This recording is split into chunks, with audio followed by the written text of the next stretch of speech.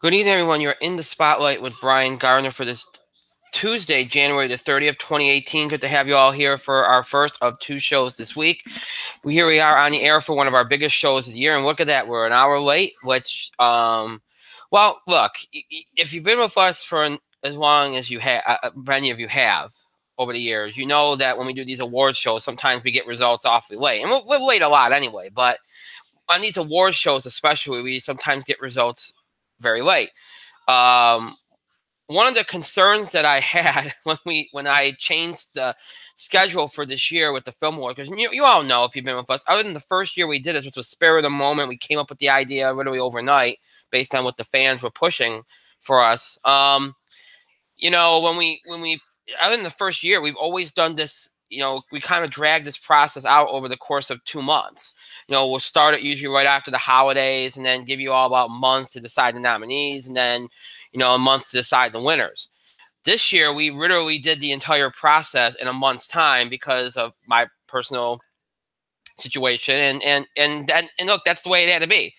And I remember saying, I think it was maybe a week ago, I remember saying that, oh, it should be okay. It's easier for the results to be tabulated for the winners because, the ballot's already put together. You're just counting, of those people on the ballot. It's not like the nominations where you got so many submissions, Well, I guess I was wrong because, last night I was very optimistic last night. I was extremely optimistic last night that this was going to get done. And I checked in early this morning, and I checked in around maybe 3, 4 o'clock this afternoon, and I was told, oh, we're doing okay. There's a couple that we really have to look back at, and by they, I mean, people I'm referring to are our awards council that I put together that has done great work for us over the years with the film awards, with the TV awards. They help to tabulate the results.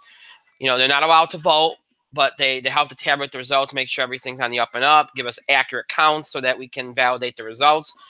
Think of them as our accountants, if you think about it. And when I talked to them this afternoon, they felt good. Like, oh, there's a few categories. Well, go figure. At 9 o'clock, which in a way was a good thing because my co-host told me he was going to be late, and for a show like this, you need your co-host.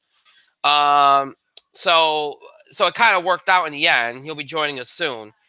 But it also frustrated me because I really wanted, and I had an idea in mind for how I was going to do this without him if I had to, or get started without him if I had to. And I had it all mapped out in my head what I was going to do and all that. But nonetheless, it wasn't ready, and it took till about 10:03 p.m. Eastern to get the final results. And at least unlike the TV awards, I got all the final results. I didn't get like half of them and have to wait till about an hour into the awards show to get the final half. So at least there's that. So we have the results. We're ready to go. So that's good. So I apologize for the wait tonight. At least, most people that tune into to our awards know that this could potentially happen. It's happened when we've had a lot of time to do this. But especially on a year like this, where literally we did, what was the deadline for the results? Thursday, right? And then tonight's the awards. So there wasn't a whole lot of turnaround time here. So, it's unfortunate. It made things difficult. We'll probably never, ever, ever do this like this again. But you know what? It is what it is. It's done. It's over with. Let's just get to it. Before I get into starting this night and everything that goes along with it, as always, as we start the show, let me remind you all the ways in which you can interact and contribute to our show. Have your voice heard by emailing us at itspotlight411@gmail.com. You can also follow us and tweet us at itspotlight411. Remember to use the hashtag itspotlight411. Or tonight for our awards, hashtag ITS Film Awards. Use those two hashtags for anything you tweet regarding our show. And of course, on Facebook, as always, you can find us by searching for us with our show title in the Spotlight 411. And then make sure that you like our fan page once you find us. All right. So as I'm posting all the important links here, so to make sure everybody has access to the show that wants to have access to the show. So for those of you that have never tuned into one of our awards shows, here's how this works, okay? In a few moments, I'll start off by announcing the nominees for the live voted awards. These are the awards that you all helped to decide, those of you that choose to participate, decide the nominees for over the last couple of weeks. These are the awards you'll be able to vote on live during the awards broadcast here tonight. Okay? So, you can vote on these over the next hour. As soon as we start voting, you'll have about an hour to decide the winners. And then we'll take a few moments, a little bit to tabulate the results, and then we'll announce the winners of these live voted awards right before the biggest award of the night, Best Picture. Okay, so that's how this works. All right, that's how this works. So, in a few moments, I'll read the nominees. Again, some of you might not participate in this process at all. Maybe you didn't participate in helping to decide, the nominees or winners for the awards at all tonight. Maybe you didn't participate in the live voted nominees. Regardless, you can still participate tonight in helping to decide the winners of the live voted awards if you so choose. So don't feel bad, like if you haven't participated yet, that you can't. You can, okay? You can. So just be aware of that, all right? So in a moment, as soon as I get these links posted and ready to go, you can participate and help to decide the winners. So just give me one moment here as I try to post this final link, and then we'll be good to go. And I will announce the nominees for the live voted awards, and I will repeat them. I'll say them once, and then I'll repeat them, and then I'll open the voting up, and then you'll have an hour to vote on for the winners of those awards. And those are the only ones that you can participate in, helping with tonight. I mean, anything else tonight has already been decided. It was decided by people that have been involved with the process since the beginning. So again, it's only the awards that I dictate as the live voted awards that you can participate in and vote for here tonight. So please do keep that in mind. Okay, so posting this last link up here. All right, and I think we're good to go. All right, so let's pull this up because I honestly, and people always laugh at me. They go, "Oh, you have to know who's going to win or lose or who's going to be a nominee. You look at the results." I honestly don't look at the results. I get them, whether it's the nominees or the winners. I don't get them until right before the show. Again, that's why we came on the air right when I got the results, pretty much tonight. So that's how it works. So anybody that thinks that I know the results, have an idea where anything's going to go beforehand, I don't. I honest to God don't. I don't, and it's just the way it goes. So I get the results right before the show, and I don't even really look at them. I mean, it's funny because I do kind of. Sometimes it's me, sometimes it's our awards council. If that's what I like to call them. One or the other, we divide the categories up between me and my co-host, and we divvy them up, and that's what happens. We divvy them up, and we each do half the categories throughout the awards. And you would think that if it's me that's dividing the categories up, that I would look at it and go, oh yeah, this person won, this person won. I don't. I honestly don't. I'm in such a hurry just to get this going and get everything done that I don't even look at the results. I kind of, and I like that. I like to, when I announce the results on the show, on these awards, I like to be kind of surprised as well. I like to be genuine about it because it makes me feel like I'm in the audience kind of watching an award show too. I go along with it, and I'm good. So it makes it more exciting. It makes it more fun, kind of a more natural reaction to things. So anybody that thinks that I go into this, oh, you know everything that happened. No, I don't. I honest to God don't. So, just bear that in mind, in the future, if you think that, hey, he knows or whatever. No, I don't. So, all right. So without further ado here, let me announce the nominees for the live voted awards while I'm waiting for my co-host to jump on here, who hopefully will be here soon.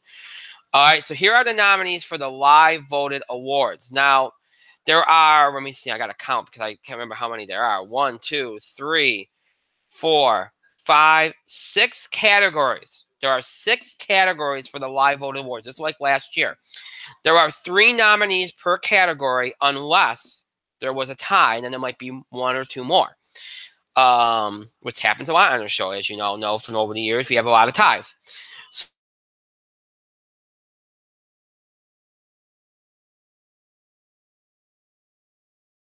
you only have to vote for the winner. Okay, you don't have to rank them like those of you that participated in helping to decide the nominees and the winners. You don't have to rank them. Okay, you simply vote for whoever you think is the best in that category. All right, that's all you have to do. That way, it makes it nice and simple. So, whether and you're going to do this by email only. We don't do it on Facebook. I don't remember if we've done it in Facebook and Twitter over the years. Nobody's done it really over Facebook and Twitter. It's just easy to do by email. But if we have done it over social media over the years, we're not going to do that this year. Just do it by email only, just like you do the entire awards process, because this makes it easier that way. All you have to do is choose one per category and just make it easy on yourself, okay? So let's do it that way. When you send your votes to us, all you have to do is write down the winner. And I know this is hard because you kind of have to have a notepad right when I'm reading these nominees off. You kind of have to have a notepad and go like, oh, yeah, that, like, kind of shorthand it, So just we'll get the idea. Like, if you have to shorthand or whatever, just to write it down quick or whatever. And sometimes people pick their winners as they're hearing me read the nominees. That's just the way they do it. And that's sometimes the best way to do it. So, just send us an email with just say live vote awards with your choices, and, it'll count, and then that'll be it. Okay. So, all right, without further ado, here are the nominees for the live voted awards, starting with Cinematic Moment of the Year. The nominees are The Big Reveal, Get Out; Luke's Last Stand, Star Wars The Last Jedi; No Man's Land, Wonder Woman. All right, the nominees once more for Cinematic Moment of the Year: The Big Reveal, Get Out; Luke's Last Stand, Star Wars The Last Jedi; No Man's Land, Wonder Woman. Okay. Now the nominees for Studio of the Year: Disney, Fox, Sony. Again, the nominees for Studio of the Year: Disney, Fox, Sony.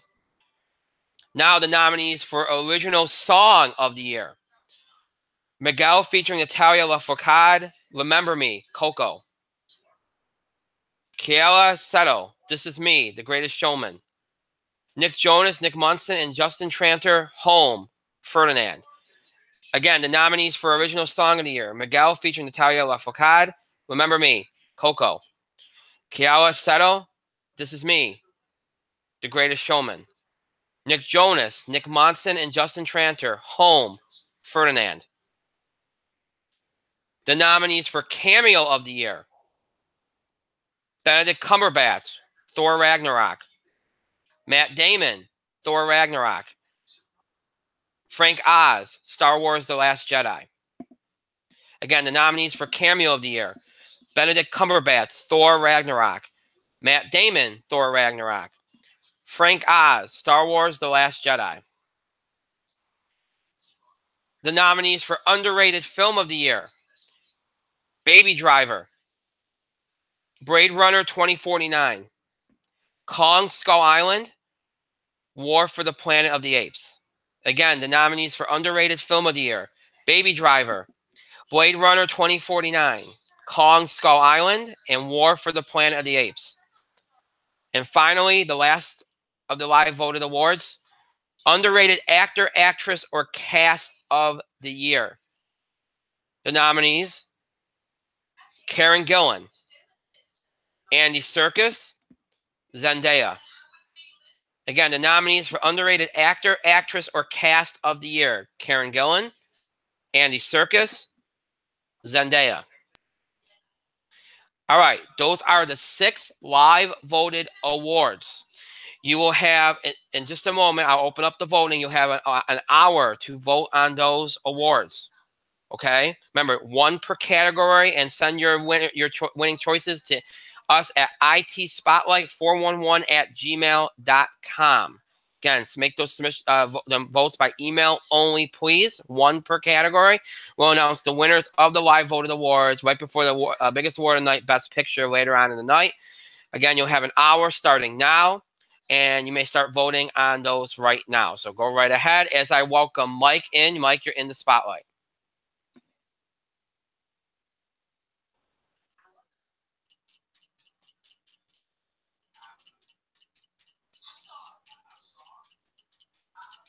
Mike, can you hear me? Please tell me you can hear me. Nope, I lost him. Great. Oh, we're off to a great start tonight. Wow. Oh, boy. Oh, boy. Well, you know what? It's live podcasting, folks. Unfortunately for us, he has the first categories. You really, really, really can't make this up. Oh, God. Um. So okay. So I just saw him. I saw he appeared on screen. I know he was here. Um. Splendid. Splendid. Um. Okay. So hang on just a second. I'm going to see. We're going to see what's going on here. Um. And make sure that he is. Okay. See if we can get him back on here so we can get going here. It's because it's already almost 10:30.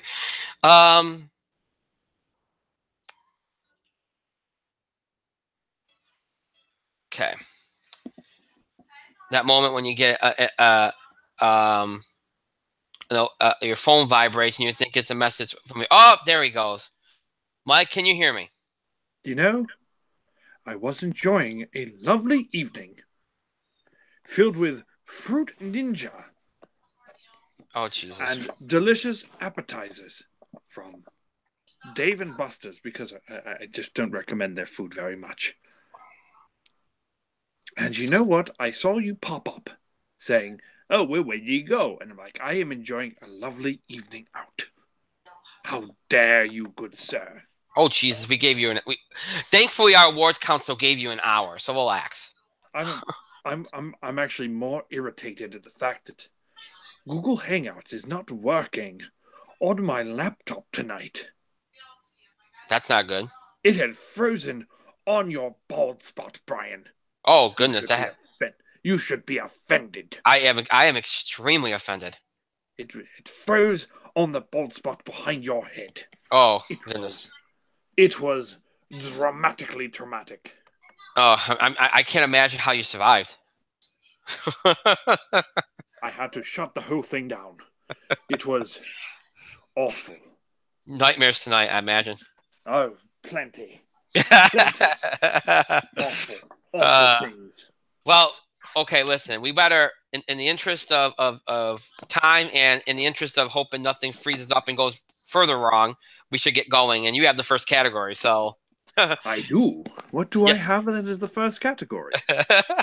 I can't stand that voice. It's so proper. Yes. And maybe you should take a hint or two. Oh, for crying out loud. You don't want me to try voices, Mike. It will not be pretty. I'm just saying, try to put a little effort into your announcing. That's all. That's all I ask. Oh, well, I think I did a good job of that with the nominees a couple weeks ago, but yeah, okay. You did poor at best. Oh, Jesus. But anyway, I'm assuming you are talking about the animated film genre awards. Yes. Am I correct? Yes, Am I correct in assuming that? Yes, you are 100% correct. Yes. You know what they say about assumptions. It makes an ass out of you. Yes, it actually does. You're absolutely right. And just you. Yes. I am, of course, free from this. Anyways. Just go ahead before I lose. In the interest of time, I will start with Outstanding Voice Cast. And your nominees are Cars 3, Pixar / Walt Disney Pictures, featuring the voice talents of No Laptop, you may not be of assistance, F off.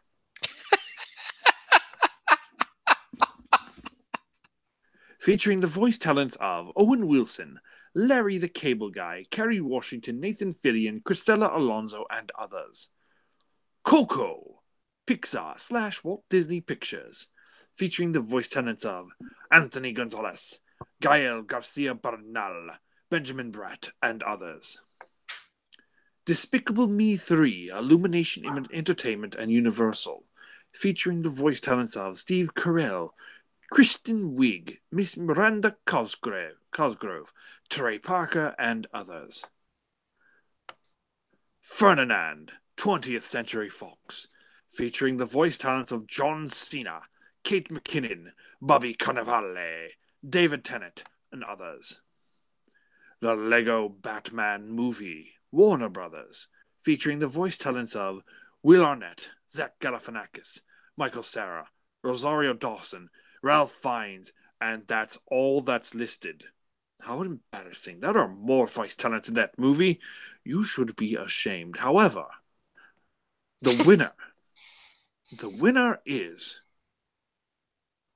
Coco, Pixar Walt Disney Pictures, featuring the voice talents of Anthony Gonzalez, Gael Garcia Bernal, Benjamin Bratt, and others.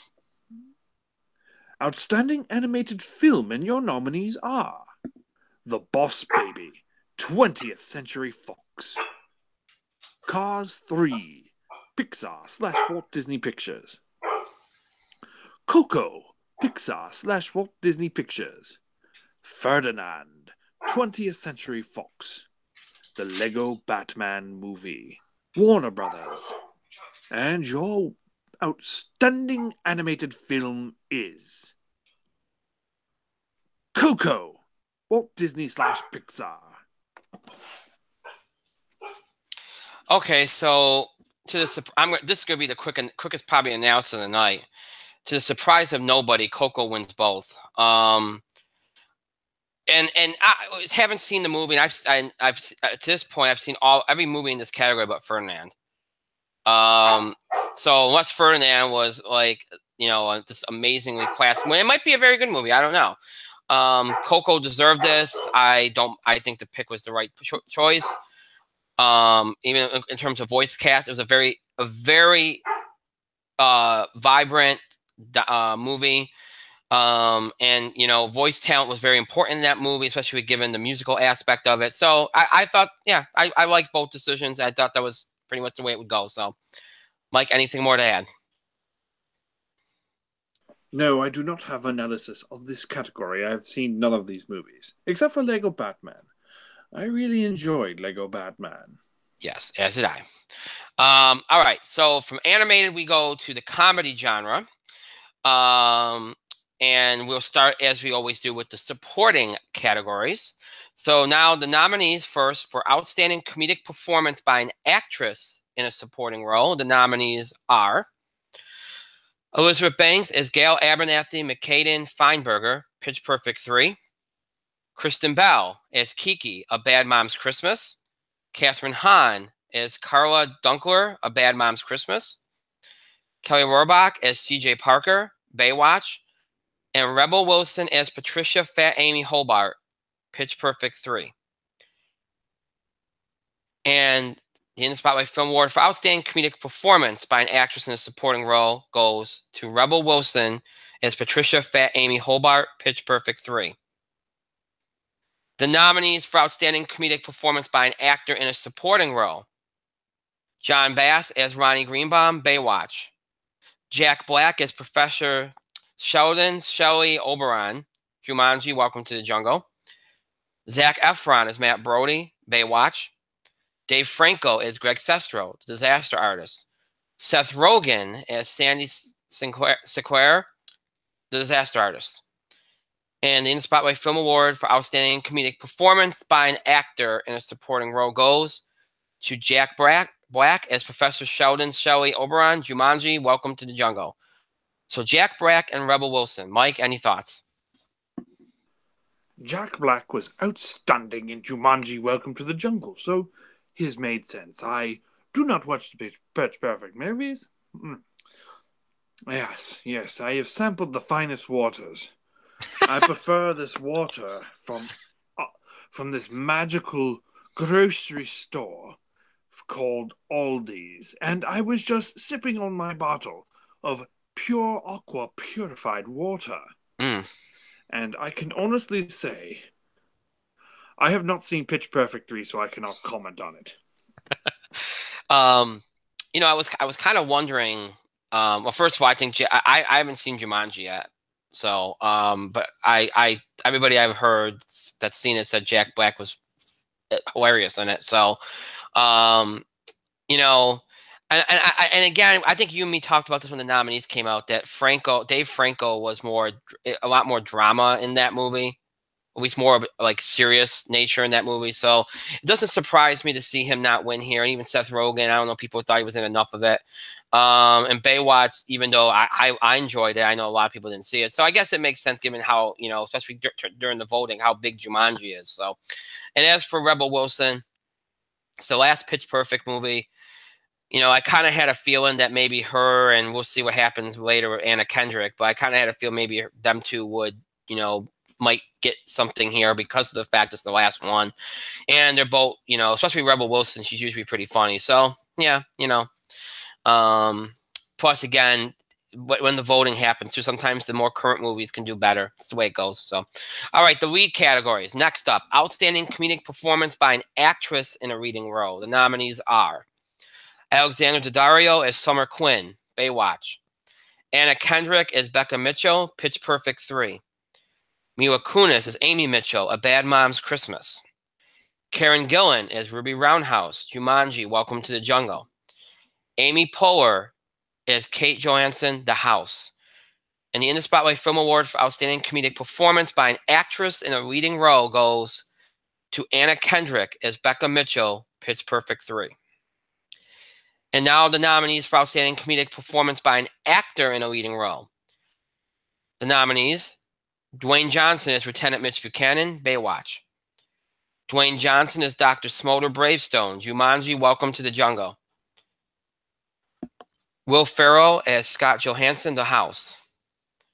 James Franco as Tommy Wiseau, The Disaster Artist.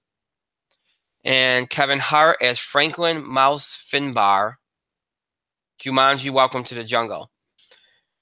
That just made me think of my cat for some reason. Finbar.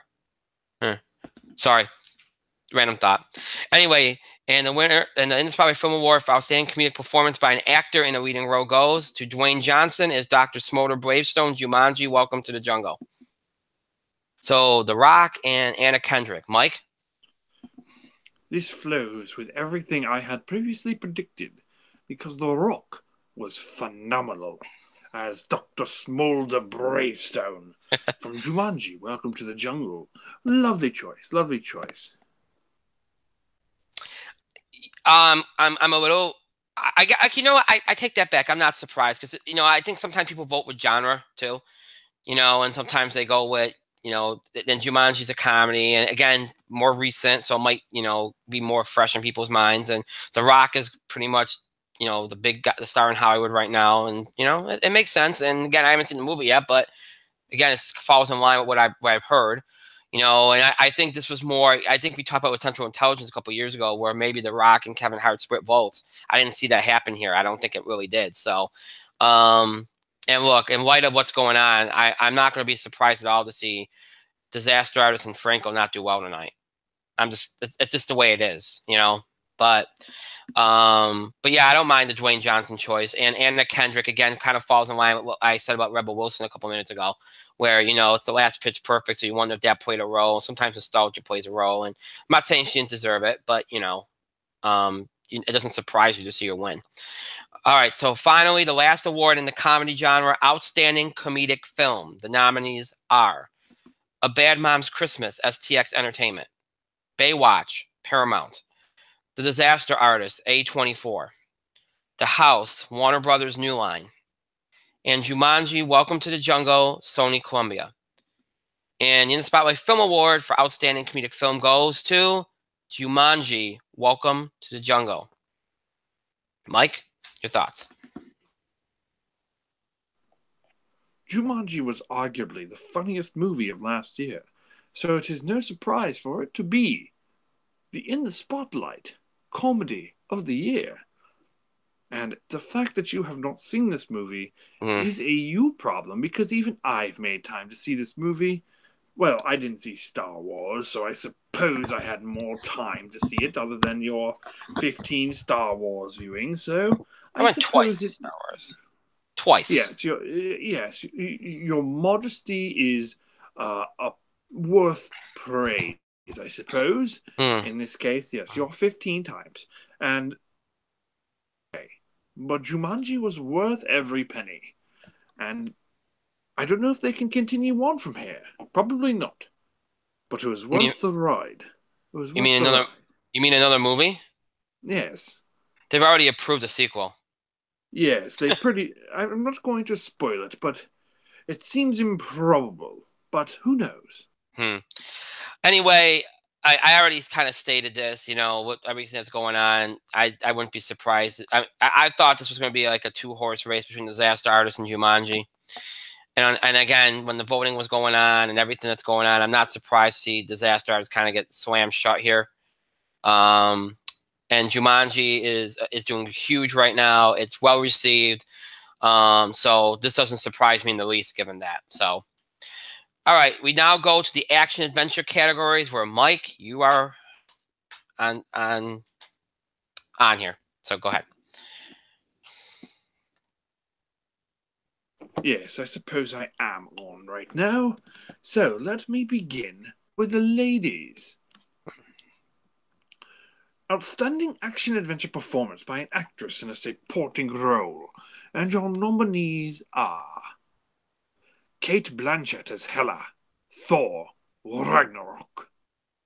Laura Dern as Vice Admiral Emlyn Holdor, Star Wars The Last Jedi.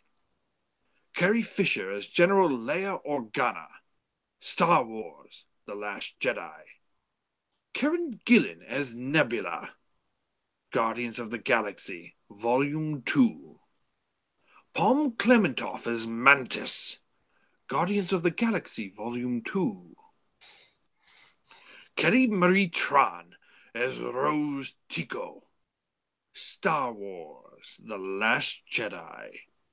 And your outstanding action adventure performance by an actress in a supporting role goes to Carrie Fisher as General Leia Organa, Star Wars The Last Jedi.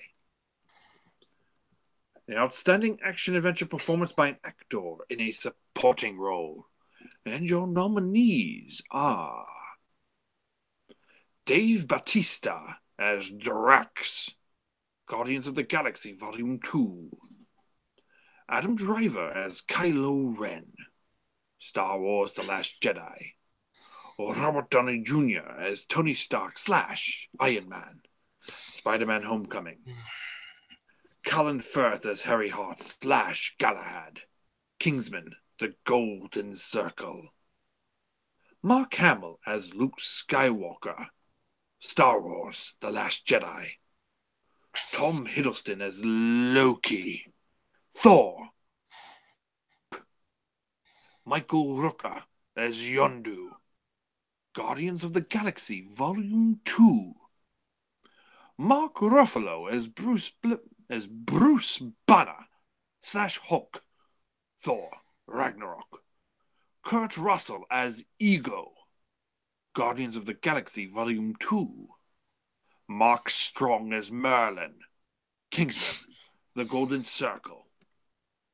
And your outstanding action adventure performance by an actor in a supporting role is... It's a tie. It's always a tie. Adam Driver as Kylo Ren, Star Wars The Last Jedi. And Michael Rooker as Yondu, Guardians of the Galaxy Volume 2. Woof woof. I know it's a little bit of an echo, so sorry about that, folks. I don't know what's going on there. But yeah, it's first of all, the fact it's taking this long to get to a tie is a good thing. So that's not bad. But on the flip side of this, we don't like ties. We always like to try to limit them if we can. But this is, you see these action adventure categories, and oftentimes between the actor categories, you often, lead actor, supporting actor, you tend to see a lot of nominees, a lot of ties, which results in a lot of nominees. And that's when you tend to see maybe some ties in terms of winners, because it seems like people are divided. There's so many good performances. So it didn't surprise me to see a tie in this category. I think it was the longest list of nominees we had as far as ties go and whatnot. So my dog agrees. In all honesty, and I don't want to spoil anything, but to see Michael Rooker get this is very pleasing to me because, and I don't want to spoil anything, but it's fitting, and I'm glad he got it. And he had one of the standout scenes of two of the standout scenes of that movie. Actually, three, come to think of it. I'm sorry, and then Adam Driver, who did phenomenal work in Last Jedi, phenomenal work. Created, even though he did a really good job in Force Awakens, in this movie, he finally kind of takes the character in a direction that makes him a very fascinating character. And so I like this. It surprised me that he wins this, but not Mark Hamill. I kind of thought it'd be Mark Hamill and not him, but I digress. Not a bad choice. So I like those choices. And Carrie Fisher, I figured, was a given, and for obvious reasons, but also because she did great work. That was, to me, that was the usage of her in that movie. What they did with her in that movie was just phenomenal. So I applaud. I love that choice, and I think it's deserved. So, all right, Mike, you can go ahead on the lead categories. Unless you got something to add. I do not. I'm just going to move on, because in the interest of time, outstanding action-adventure performance by an actress in a leading role, and your nominees are Gal Gadot as Diana Prince / Wonder Woman. Wonder Woman. Julianne Moore as Poppy Adams, Kingsman: The Golden Circle. Daisy Ridley as Rey, Star Wars: The Last Jedi. Zoe Saldana as Gamora, Guardians of the Galaxy Volume 2. Alright. Tessa Thompson as Valkyrie, Thor: Ragnarok. And your winner is Gal Gadot as Diana Prince, Wonder Woman. Woof, woof. Woof, woof, woof, woof. Outstanding action-adventure performance by an actor in a leading role, and your nominees are Taron Egerton as Gary Eggsy Unwin, Galahad, Kingsman: The Golden Circle. Harrison Ford as Rick Deckard, Blade Runner 2049. Ryan Gosling as Kay, Stop it. Blade Runner 2049. Chris Hemsworth as Thor, Ragnarok. Tom Holland as Peter Parker / Spider-Man, Homecoming. Chris Pine as Steve Trevor, Wonder Woman. Chris Pratt as Peter Quill / Star-Lord, Guardians of the Galaxy Volume 2. And your outstanding action-adventure performance by an actor in a leading role is Chris Hemsworth as Thor, Ragnarok. First off, let me get the obvious out of the way. I think it was a given that Gal was going to win actress. I think the closest competition was going to be Daisy, but everybody was not saying a knock on Daisy Ridley, because she was brilliant in Last Jedi. She had a great performance, and it was a huge undertaking, and as once again she was the centerpiece of that movie. But unlike the first time, I think it's kind of like, okay, we know how good she is, and I think she'll have her big shining moment. She had shining moments in this one too. But there was a lot more going on than just Rey in this movie. And I think in the next Star Wars film featuring her, that'll be her big kind of like, other than her introduction, it'll be her big kind of moment. This category belonged to Gal. This year belonged to Gal. And it doesn't surprise me to see her win here. So deserving and no surprise. Lead actor was interesting because I think I think when we talked about this, we both agreed it was going to come down to Hemsworth, Holland, or Pratt. Even though I liked Chris Pine's work and I thought he was phenomenal, but I think we all agreed that's who it was going to come down to, and it could have went to any one of the three. But given how surprisingly well Thor, because I think we all knew Thor was going to do well, we didn't think it'd do as well as it did, and it was kind of like the big breakthrough for the Thor franchise and for Chris Hemsworth in terms of like finally just getting it all aspects of the movie right, and I think people recognized that, and he was allowed to finally completely shine and kind of carry the movie. And so I in that regard, I get it. And I think it's a good choice. Mike, anything to add? Nope. All right.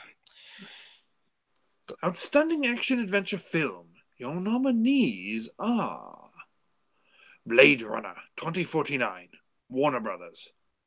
Guardians of the Galaxy, Volume 2, Marvel/Walt Disney. Spider-Man Homecoming, Marvel/Walt Disney. Star Wars The Last Jedi, Walt Disney. Thor Ragnarok, Marvel/Walt Disney. War for the Planet of the Apes, Ooh-ee, ooh-ah, ching-chang, walla walla bing bang, 20th Century Fox. Wonder Woman, Warner Brothers. And your nominees are... And your winner is... I'm trying to read SmackDown spoilers while trying to do this voice. It's rather difficult. Rather difficult. Your winners are... Star Wars The Last Jedi and Wonder Woman.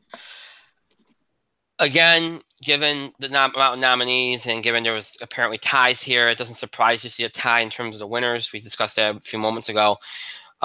Realistically speaking, you know, this was a tough category because other than Blade Runner, and that's not a knock, I thought the movie was great, and War for the Planet of the Apes, I thought anything else had a chance to win here. But given the impact of Wonder Woman and the impact of Star Wars, it's not surprising to see those two win, and great choices. So nothing earth-shattering here. Mike, anything to add before we move on?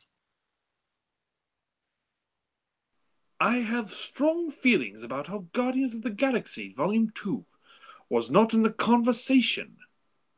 However, it is what it is.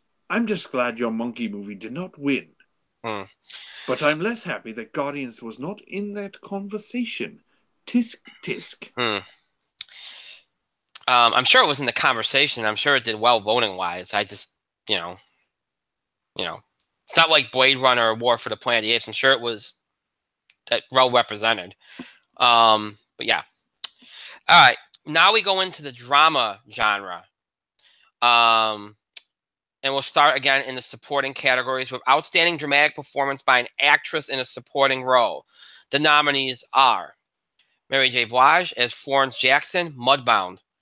Holly Hunter as Beth Gardner, The Big Sick.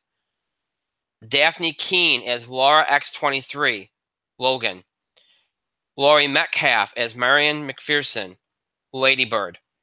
Octavia Spencer as Zelda Fuller, The Shape of Water. And the In the Spotlight Film Award for Outstanding Dramatic Performance by an Actress in a Supporting Role goes to Mary J. Blige as Florence Jackson, Mudbound. The nominees for Outstanding Dramatic Performance by an Actor in a Supporting Role. The nominees are Willem Dafoe as Bobby Hicks, The Florida Project.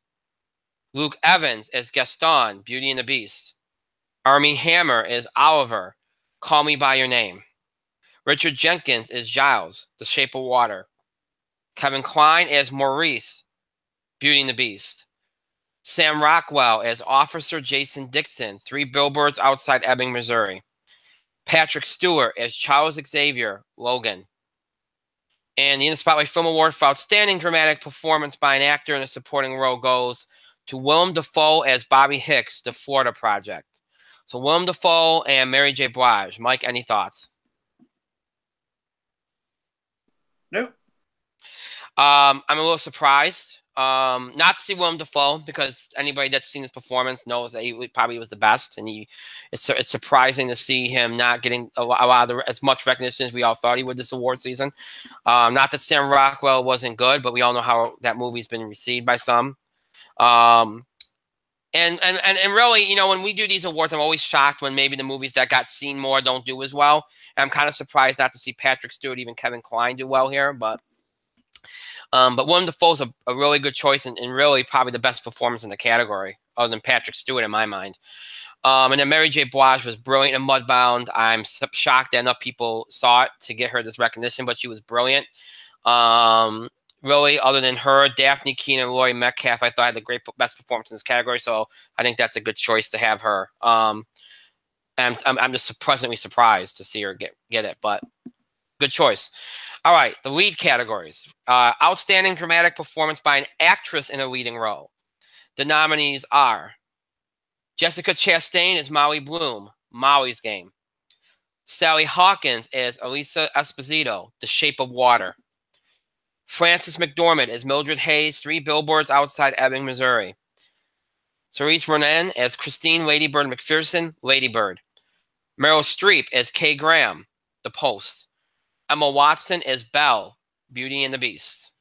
And the In the Spotlight Film Award for Outstanding Dramatic Performance by an Actress in a Leading Role goes to Sally Hawkins as Elisa Esposito, The Shape of Water. The nominees for Outstanding Dramatic Performance by an Actor in a Leading Role. The nominees: Timothée Chalamet as Elio Perlman, Call Me By Your Name. Tom Hanks as Ben Bradley, The Post. Hugh Jackman as Logan Wolverine, Logan.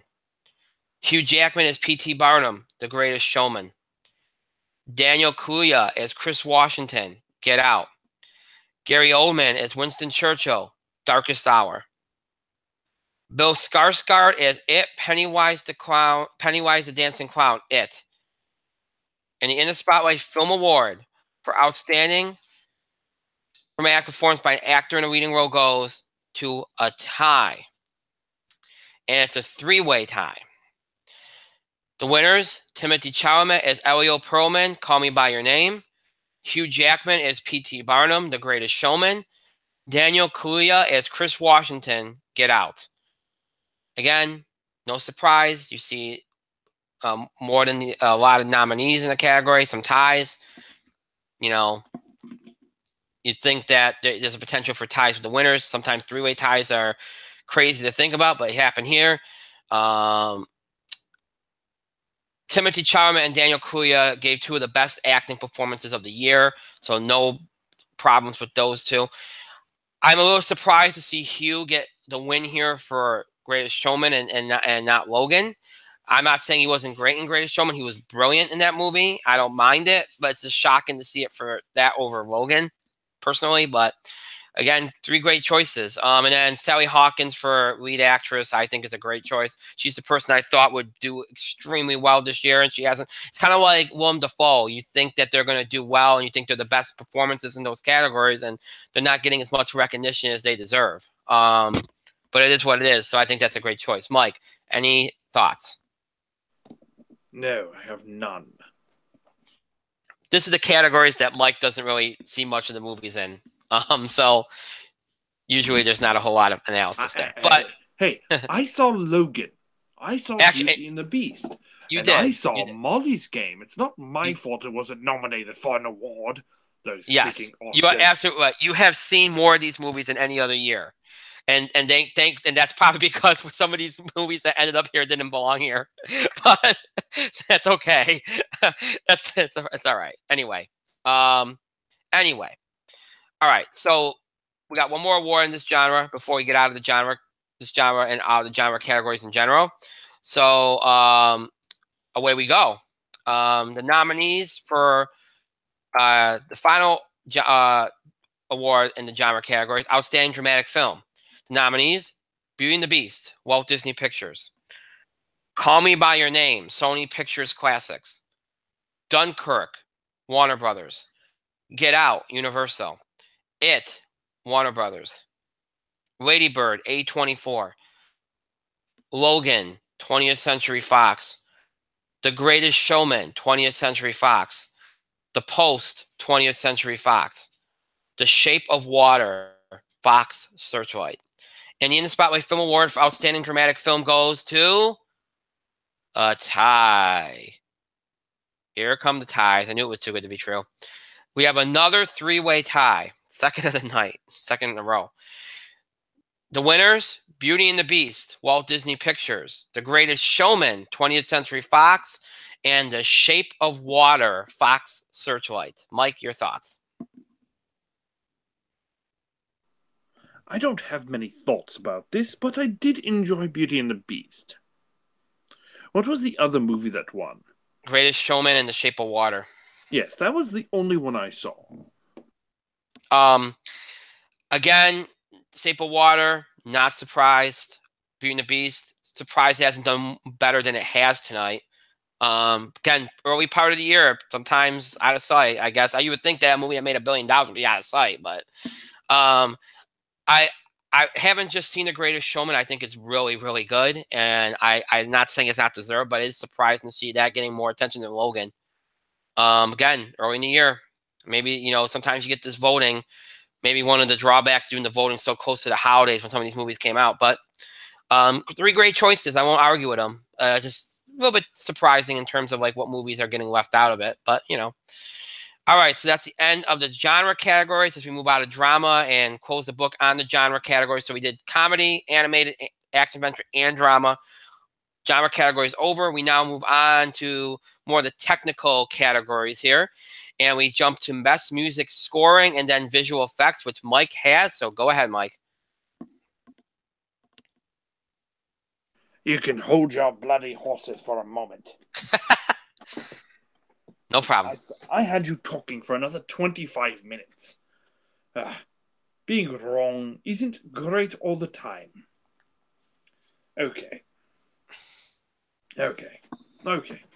Okay, best music scoring. Your nominees are Marco Beltrami, Logan. Michael Giacchino, the Spider-Man Homecoming. I'm going to say that guy's name wrong every single time. Alexandra Desplat. Or Alexandra Desplat. Whatever. The Shape of Water. John Debney and Joseph Trapanese. The Greatest Showman. Alan Menken. Beauty and the Beast. Benjamin Wallfish. It. Benjamin Wallfish and Hans Zimmer. Blade Runner 2049. John Williams. Star Wars The Last Jedi. Rupert Gregson Williams. Wonder Woman. Jeff Zanelli. Pirates of the Caribbean. Dead Men Tell No Tales. Hans Zimmer. Dunkirk.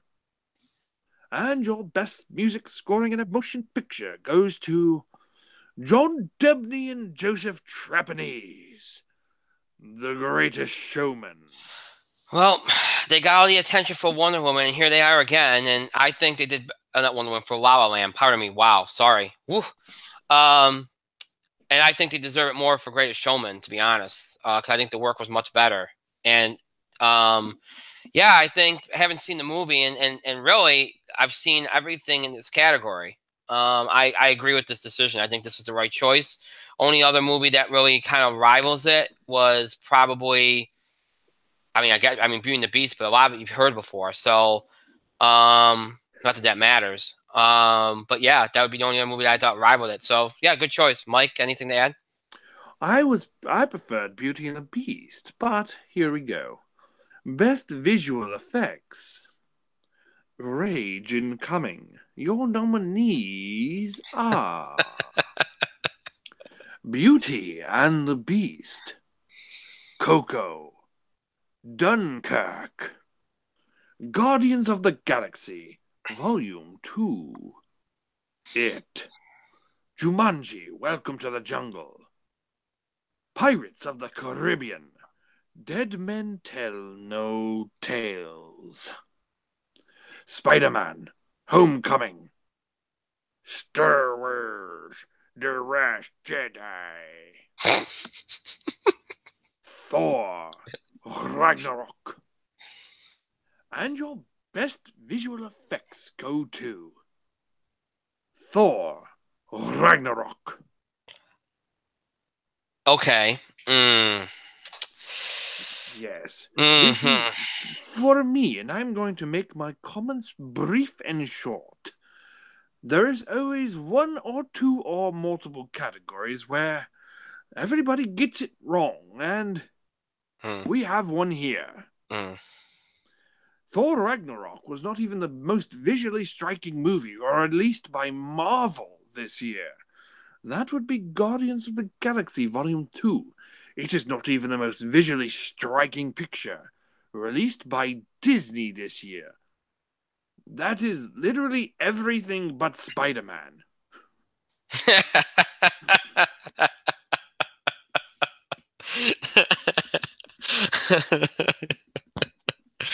So I'm not sure why Beauty and the Beast or Coco or Guardians didn't win. I am disappointed that Pirates was not in consideration either. That was embarrassing. But and I guess your Star Wars is got to get its vote somehow.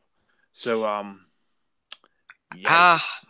I'm a little look. Here's I'm gonna be I'm not gonna be as I guess dismissive of Thor as you are, because I think Thor was visually very, very challenging and very good. It's a very difficult thing to pull off sometimes, what they have to do. But here's my dilemma with this choice. Okay, I'm not saying that it didn't deserve to be in consideration, because obviously it did.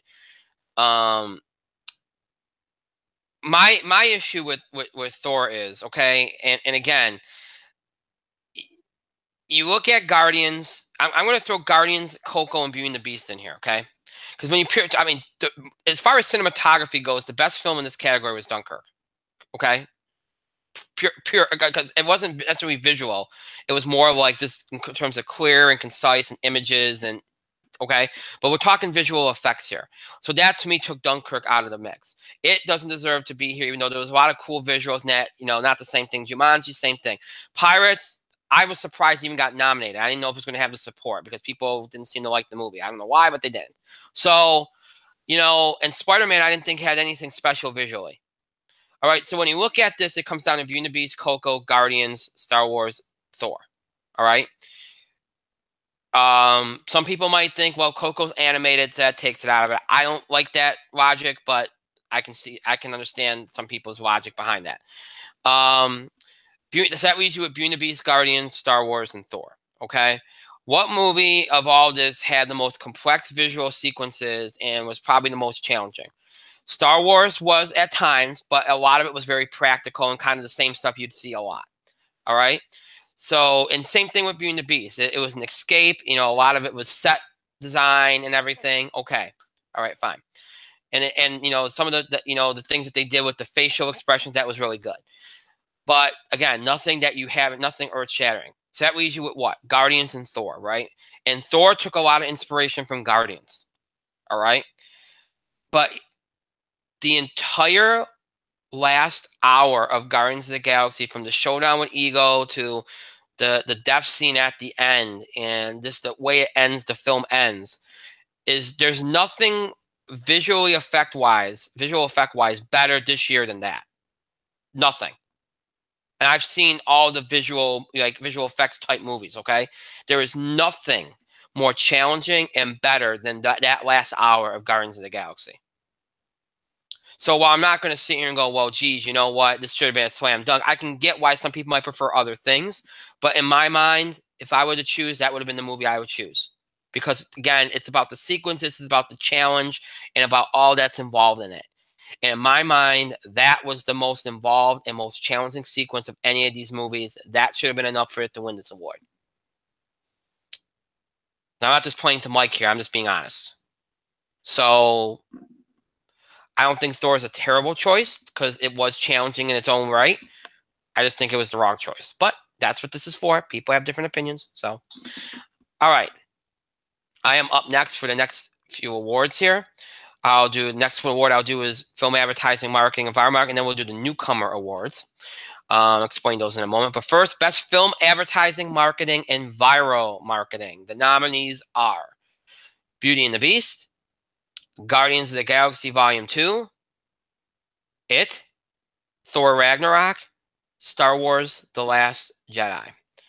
And in the Spotlight Film Award for best film advertising, marketing, and viral marketing goes to Star Wars The Last Jedi. Mike, any thoughts? No.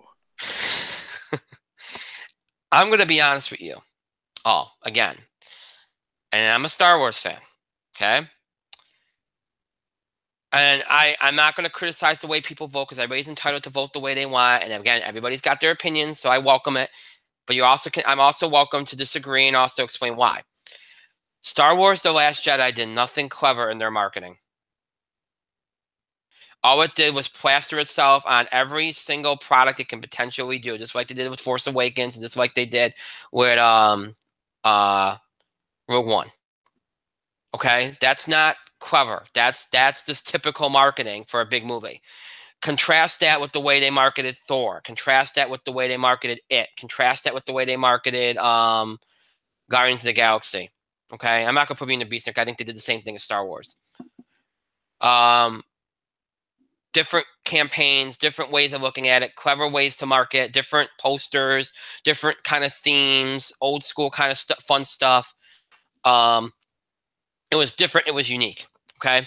Instead of just throwing yourself on every possible product and advertisement you can and doing the same kind of standard advertisement that anybody does. So I would have preferred to see any of the either Guardians, It, or Thor win this one. Just my opinion. All right. So with that being said, we now move from those technical categories to the next two categories, which we deem the newcomer categories. Now, it's important to note, and I always have to explain this whether we're doing the nominees or the winners. Next two categories, outstanding breakthrough actor and outstanding breakthrough actress. Those are the newcomer categories. After that, Mike will announce outstanding breakthrough performance. Here's the difference between breakthrough actor and actress and breakthrough performance. Breakthrough actor and actress, we filed them under newcomer because they're usually people that maybe have never done any big substantial role at all, or they've just done maybe they haven't ever acted before. They're essentially a newcomer. And this is the first time you know their name, and this is the first time that you see them, and it's just kind of like big. It's a big thing. All right, breakthrough performance can be somebody that has acted before. You've seen them in another movie. You've seen them in a TV show or somewhere. Okay, and they might have had good performance before, but what they do in the particular performance you're recognizing them for is something groundbreaking, something so impactful, something so much bigger and better than anything they've ever done before. It's an evolution of their skill. It's a career-defining performance. Okay, it's something that you remember and you tie like 20 years down the road. You're like, you know what, that was the best performance of their career, or that was the defining moment of their career where they kind of broke through and went to another level. Their career took off. They became an A-lister when maybe they were always kind of in the background, or not necessarily a B-lister, but kind of never had their chance to shine. Okay, that's what breakthrough performance is versus breakthrough actor actress, which is more somebody that kind of just breaks on the scene, maybe their first major role or something like that. Okay, so that's why I wanted to point out. So let's go to the newcomer categories and outstanding breakthrough actor and actress. Outstanding breakthrough actress, the nominees are Daphne Keane as Laura X-23, Logan. Tessa Thompson as Valkyrie, Thor Ragnarok. Kelly Marie Tran as Rose Tico, Star Wars The Last Jedi. And the In the Spotlight Film Award for Outstanding Breakthrough Actress goes to Daphne Keane as Laura X-23, Logan. And the nominees for Outstanding Breakthrough Actor: Timothy Chalamet as Elio Perlman, Call Me By Your Name. Daniel Kaluuya as Chris Washington, Get Out. Bill Skarsgård as It, Pennywise the Dancing Clown, It. And the In the Spotlight Film Award for Outstanding Breakthrough Actor goes to Daniel Kaluuya as Chris Washington, Get Out. All right, Mike, any thoughts? Thoughts? No. Oh God, I'm having to drag this out because I gotta give people time to vote on the live awards. Um, uh, okay. So again, breakthrough actor could have went to any one of those guys. Earlier we saw Chalamet and Coolio both win. So maybe a part of me was thinking, hey, maybe they'll give it to Bill Skarsgård here, because sometimes that happens. You know, you see people recognize earlier, and people think about that with their ballots, like, oh, I recognized them earlier. I recognize this person, but it doesn't surprise to see Coolio win this, and especially since that movie did so well this year and was such a surprise, and he was so brilliant in it. So no surprise there in Daniel Kaluuya winning, and then Daphne Keane, who was a revelation in Logan, and you know, pretty much in a lot of ways stole the show from Hugh Jackman in his in his last performance as Logan, because I mean you just couldn't take your eyes off her. She was incredible at that age to be able to play the kind of character she played and to not speak for most of the movie. It was just an incredible performance. And then I mean, not to knock on Tessa Thompson and Kelly Marie Tran, who both had big breakthrough roles in Thor Ragnarok and Star Wars The Last Jedi, respectively. I mean, they both had their moments and were phenomenal in their roles, but Daphne was just at another level in such a challenging role. So good choice there, and not really that surprising in my mind either. Um, so yeah, so good choices in both categories. All right, now we move on to outstanding breakthrough performance and best ensemble, I believe. Yes, Mike, go ahead. Yes. Outstanding breakthrough performance. And your nominees are Mary J. Blige as Florence Jackson, Mudbound. Gal Gadot as Diana Prince / Wonder Woman, Wonder Woman. James Franco as Tommy Wiseau, the Disaster Artist. Gary Oldman as Winston Churchill, Darkest Hour. Saoirse Ronan as Christine Ladybird McPherson, Ladybird. And your outstanding breakthrough performance is Gal Gadot as Diana Prince / Wonder Woman, Wonder Woman. Extra emphasis. You all heard what I said earlier about Mary J. Blige winning in drama supporting actress. I was shocked because I didn't think enough people saw the movie. She was brilliant in that movie. But again, I never suspected she'd win this because I didn't think she'd get support to win anything tonight, even because I just didn't think enough people saw the movie. And the same goes for Saoirse Ronan and Lady Bird, and even though Gary Oldman's getting all these accolades and winning so many awards, I didn't think enough people outside, people that go see big awards movies would see Darkest Hour. I just didn't think there was enough people that saw it or recognized that. I really thought this would be Gal or James. And in light of what's going on with James Franco, I've said it all night. Disaster Artist, I think, is going to get kind of shut out here because, I just think people just don't like what's going on. And so in light of that, it's not shocking to see Franco lose here. Really, again, so much of this year, given this year and given everything that's going on, so much this year was about Gal Gadot and Wonder Woman and Patty Jenkins and Lady Bird, and it really those movies, female empowerment and the Me Too movement, and everything.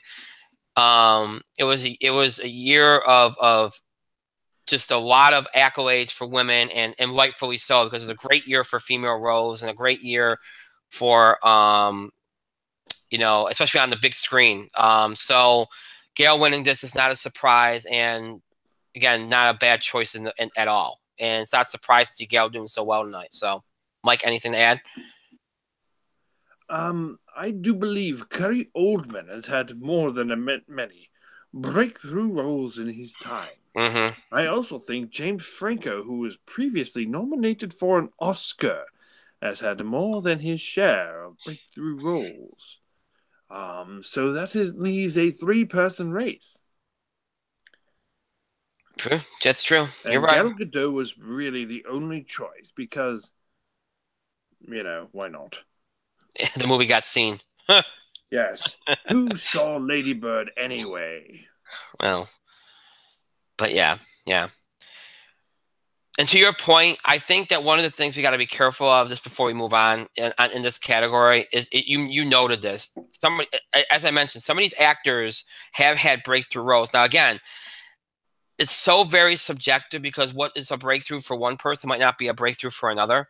Like, oh yeah, that's the final moment. Somebody might say, hey, that's the final moment of James Franco's career.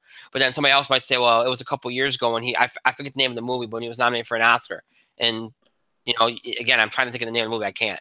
127 Sunny Day. hours. Thank you. Yep. So that's, some people might think that was it. And then some people might think Disaster Artist was it. So it's a difficult category to kind of navigate. So, but yeah, I agree with you. That takes away some of, in addition to other things, it kind of makes it that there's only three really true choices here. And given that Gale winning is not a surprise at all. So, all right, go ahead, Mike. Sorry. Yes, I suppose I shall go ahead. I am rushing through it after all. Best Ensemble, your nominees are Beauty and the Beast, Dunkirk, The Fate of the Furious, The Greatest Showman, Guardians of the Galaxy, Volume 2, It, Justice League, Pirates of the Caribbean, Dead Men Tell No Tales, Spider-Man, Homecoming, Star Wars, The Last Jedi, Thor, Ragnarok. And your best ensemble goes to... Oh my word, it's a tie. The Greatest Showman and Beauty and the Beast. I like how Vince McMahon sounded like he was announcing The Greatest Showman. Anyway, I always like this category because they do this at the SAG Awards too, Best Ensemble. I always like this category because it's such a cool category because it awards the whole cast. And whenever somebody asks me, well, when you look for the best ensemble, what should you look for? It's not just about what cast has the most big names in it, because sometimes that's what people think.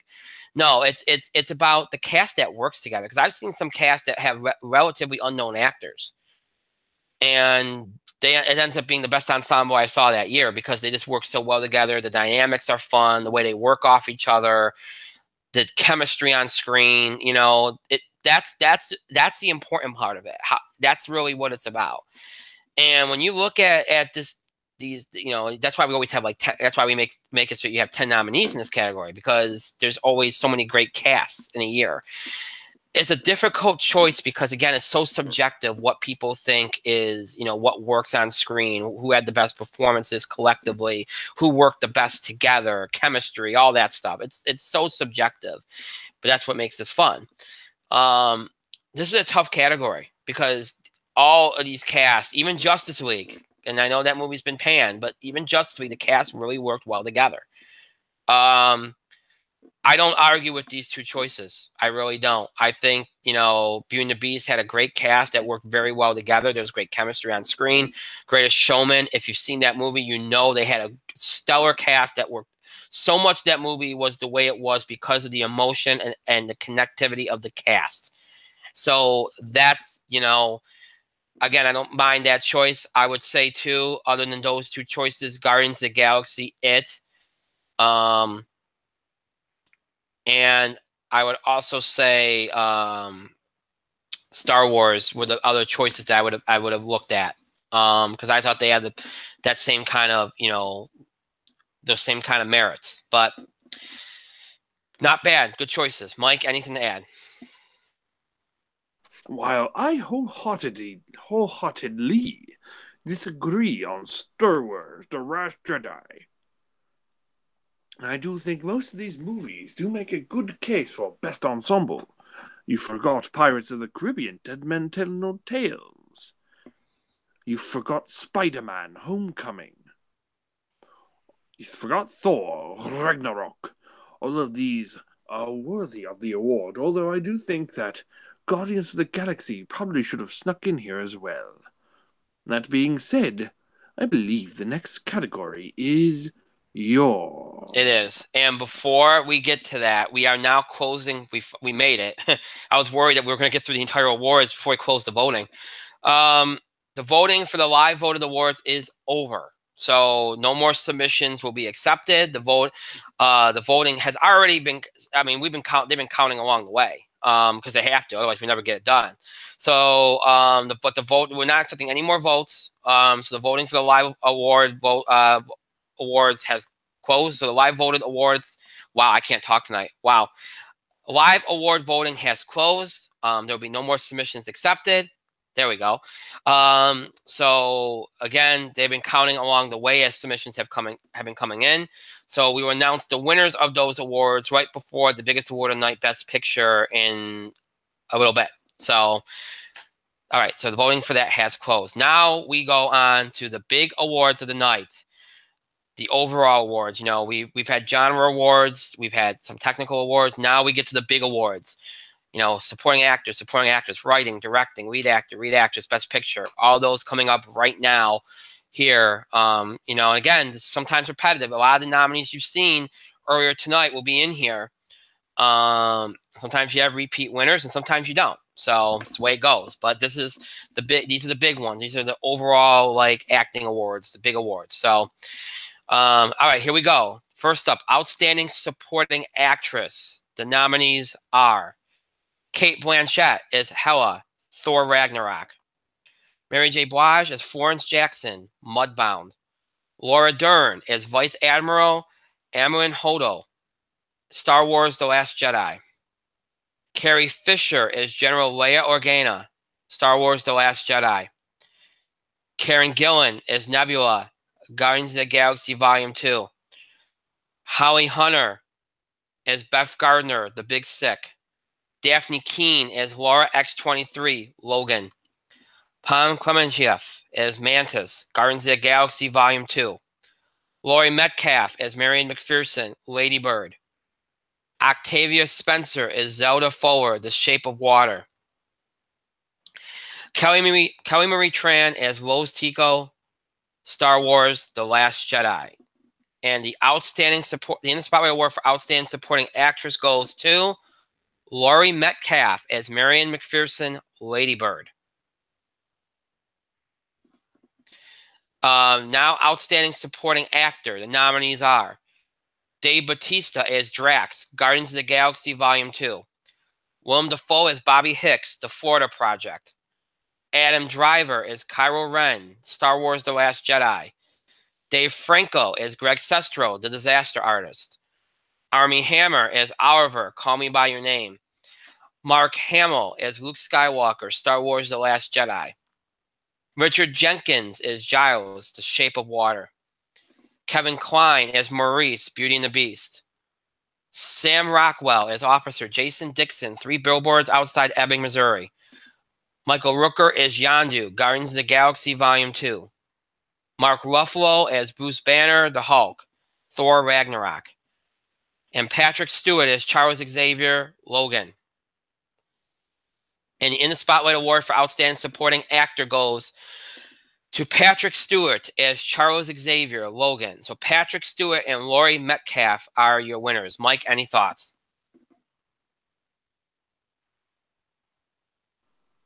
Not very many. Patrick Stewart was a lovely choice. Well deserving.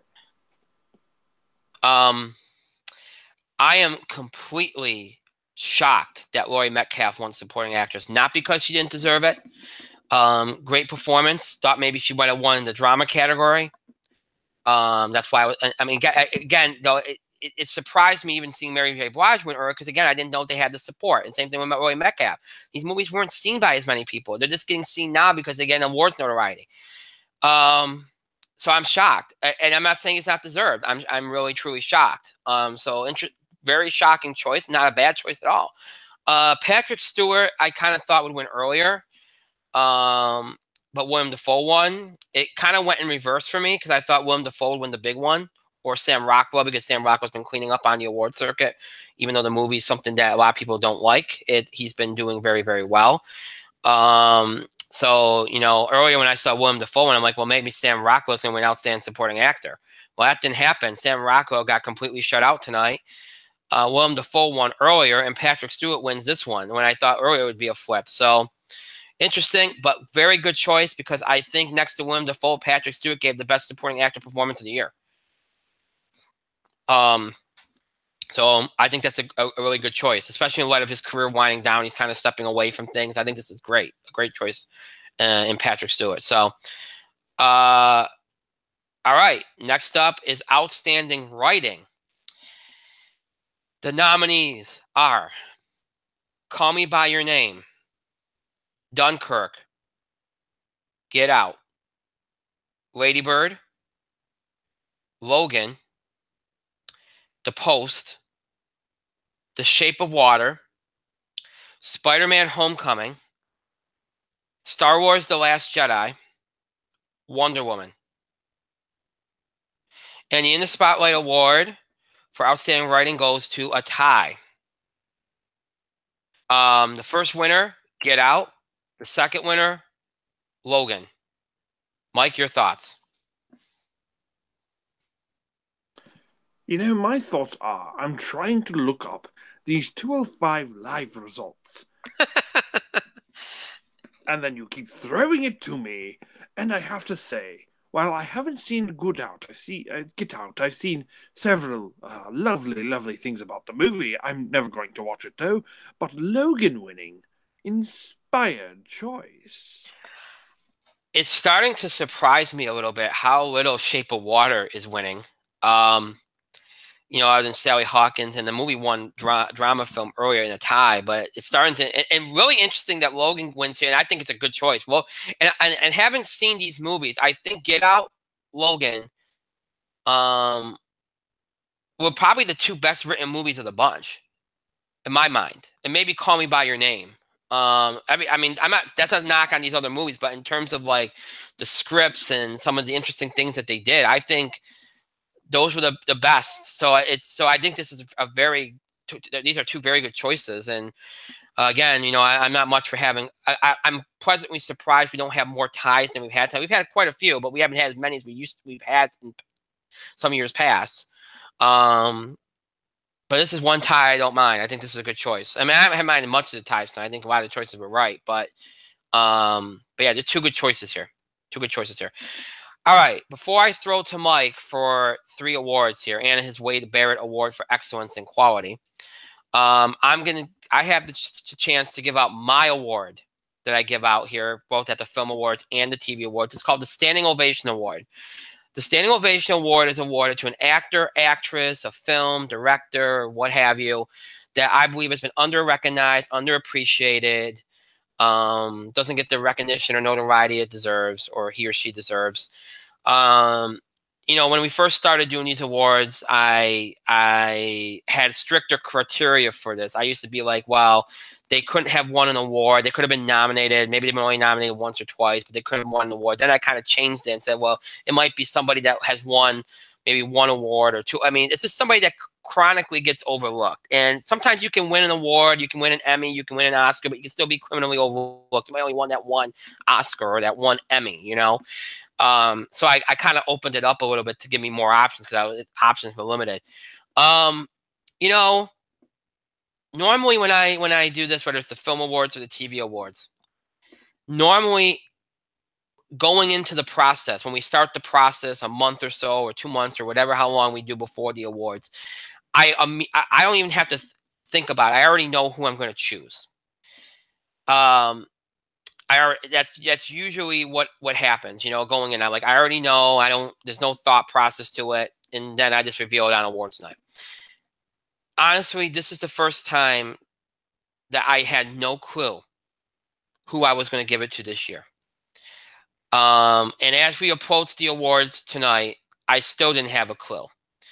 And then, you know, there were a couple ideas I had percolating in my head. And, you know, and as the night went on, I saw some of those ideas reflected tonight. both in the live voted awards and in some of the wins tonight. I already made up my mind before tonight, but you know, seeing some of the names that I had, ideas that I had over the last couple of weeks, recognized tonight, whether it's the films, the actors, I was thinking of, that helped me solidify that I made the right choice in my mind, because it kind of made me feel better that I saw some of these people and these movies recognized tonight. So this is going to kind of feel like a cop out to some people. And I really don't care, because I feel like this year is the year to kind of make this kind of choice. Because one of the things, and especially, and we talked a couple weeks ago about this when Jodie Foster made some comments about comic book movies and blockbuster movies. And one of the things that we've mentioned on this show is that, you know, we do a lot of bashing of independent movies and small budget movies, and we're not trying to bash them. What we're doing is saying that, you know, just because they don't make as much money doesn't automatically make them better. You know, whether it's the Oscar voters or some of these award shows, they always prioritize those awards, those movies over the bigger budget movies, because they think that somehow that's art, or that's more art-like than some of the blockbusters. Here's the thing. There are a lot of movies that are $100 million or more budgeted movies that make a lot of money, that are just as much art as that little movie that's down at the Cannes Film Festival, okay? I'm a person that watches blockbusters, small budget, independent, documentaries, you name it, I watch it. I watch all kinds of movies, and I enjoy all kinds of movies. And my top 10 list every year reflects not just blockbusters, it reflects just as many of the Oscar bait movies that a lot of you wouldn't think I would reflect. Okay, I've enjoyed The Post. I've enjoyed Lady Bird. I've enjoyed Shape of Water. Okay, I've enjoyed a lot of these movies that haven't been as seen as some of the other big movies of this past year. And they're on my top 10 list because they were brilliant movies. I think we need to have, and we've said this, Mike said it, I've said it, we need to start recognizing all films of every shape, size, budget, whatever, and then let the best film win. That's the way, and everybody's gonna have their different opinions, but it's not fair that we only choose to recognize one side of the coin and push aside the other and be like, well, you know what, it made $500 million, it's okay. No, if it's good enough, it should get the recognition it deserves. Whether it made $5 million or $250 million. It's the way it goes. Some of those films that make $1 billion are just as much art as that movie at the film festival in July. It's just the way it is. Okay? So my standing ovation award this year, I chose to recognize the films this year that are not going to be recognized at this year's Academy Awards, at this year's Golden Globes, at this year. I could do this every year, but I'm doing it this year for a reason, because so many of these films, blockbuster films, comic book films, franchise films, have come under fire over the last year because they're, quote, dumbed down entertainment, and entertainment that all it's doing is ruining Hollywood and preventing creative, original work from getting done. If you've seen these movies this year, if you've seen Wonder Woman, if you've seen Star Wars The Last Jedi, if you've seen Spider-Man Homecoming, if you've seen Logan, or It, or Guardians of the Galaxy, those are just some of the movies. If you've seen any of them this year, and honestly went into no bias, you would see that those movies are not dumbed down. Those movies are not garbage. Those movies are not simple entertainment popcorn flicks. There are intelligent thoughts. There are intelligent stories in them. There is clever writing. There is clever dialogue. There are beautiful visuals. There's beautiful acting, and they all have something to say, and they all resonate with you on some level. And they're all unique in their own way. And I assure you, because I've gone on record, I bash just as many blockbusters as I bash small budget movies. All right? I call it like I see it.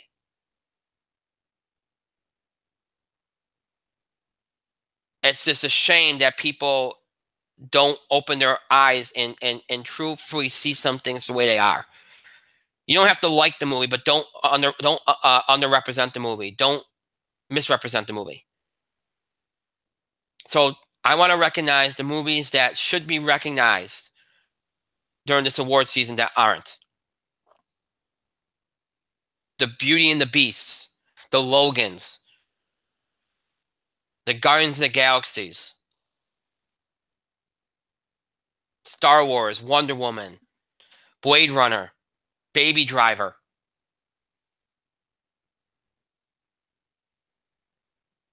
Greatest Showman. I could go on, but I'm not going to. Thor Ragnarok. The movies that so many of you saw that I no doubt resonating with you that you're going to remember for a long, long time. Those are the movies I'm recognizing with the standing ovation award. And I applaud those filmmakers for not only making them, but also pushing the envelope and saying that I'm not just going to do the same old, same old. I'm not just going to do what's conventional for this genre or for this franchise or whatever. They tried to make things unique and different and thought-provoking and make it resonate with you and say something. And not just be a popcorn flick. They try to make it emotionally resonate with you and make it touch you in some way, shape, or form on an emotional level, on a thought-provoking level. That's what they try to do. It's not what it was 20 years ago when we just made a movie that sell toys. It's better. It's more than that now. And if you've seen these movies and you have an open mind, you know that. So my standing ovation award goes to those movies that, again, are not getting their due once again this award season. I applaud you for your creativity, originality, and for all that you've done and for your success. And, you know, again, your reward will be in 6 months to a year, people are going to remember you. And some of these movies, again, will not be remembered.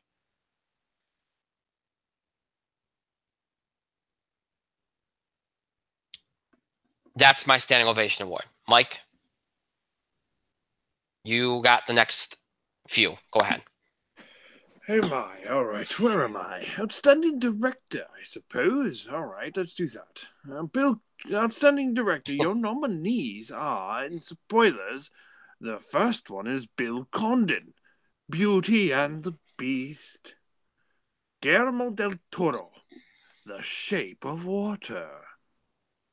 Michael Gracey, The Greatest Showman. Greta Gerwig, Lady Bird. James Gunn, Guardians of the Galaxy, Volume 2. Patty Jenkins, Wonder Woman. Rian Johnson, Star Wars The Last Jedi. James Mangold, Logan. Andy Muschietti, whatever, the guy who directed It. Christopher Nolan, Dunkirk. Jordan Peele, Get Out. Lee Unkrich, Coco. John Watts, Spider-Man, Homecoming. And your outstanding director is Patty Jenkins, Wonder Woman. Well, the year of Wonder Woman continues, and given how well Gail's done tonight, I'm not really surprised. You know, if it went more towards the more limited, smaller budget type deal, I thought Greta Gerwig would win. If it went towards the high budget, I thought you'd go to Patty Jenkins, Jordan Peele, or Rian Johnson. Although it's a divisive candidate because some people like the Star Wars, some people didn't. You know, I guess Guillermo del Toro was in that group too, but I'm not really surprised. I thought she'd get it. And look, I'm not gonna say it's not deserved. She was brilliant. You know, other great choices would have been James Gunn, who again mentioned earlier had a very challenging job with Guardians of the Galaxy. James Mangold for Logan, Christopher Nolan, Andy Muschietti, again Jordan Peele, as I mentioned. All would have been really good choices along with Guillermo del Toro and Bill Condon. So a lot of great choices would have been here, but not surprised, and I think it's deserved. Mike? A lot of good choices here, but I'm moving on. I'm going to do Outstanding Lead Actress because I can. Okay. Yes. Eat it. Outstanding Lead Actress, and your nominees are... You did supporting, right? So you did the supporting categories already? I did, yes. Correct. Oh, cool. I just wanted to double check. I literally zoned out for a while. That's okay. No problem. Yes. Because this is the greatest show. I listened to that song, it was very good. Outstanding Lead Actress, your nominees are Jessica Chastain as Molly Bloom, Molly's Game, Gal Gadot as Diana Prince, Wonder Woman, Sally Hawkins as Ella Esposito, The Shape of Water, Frances McDormand as Mildred Hayes, 3 billboards outside of Ebbing, Missouri, Daisy Ridley as Rey, Stewards the Last Jedi, Saoirse Ronan as Christine Ladybird McPherson, Ladybird, Zoe Saldana, I can't get that name right tonight, Gamora, Guardians of the Galaxy Volume 2, Meryl Streep as Kay Graham the Post, Tessa Thompson as Valkyrie, Thor, Ragnarok, Emma Watson as Belle, Beauty and the Beast. And your outstanding lead actress is Gal Gadot as Diana Prince, Wonder Woman slash Wonder Woman slash. It's from Wonder Woman. I have rudely been interrupted. How dare you? Outstanding lead actor, and your nominees are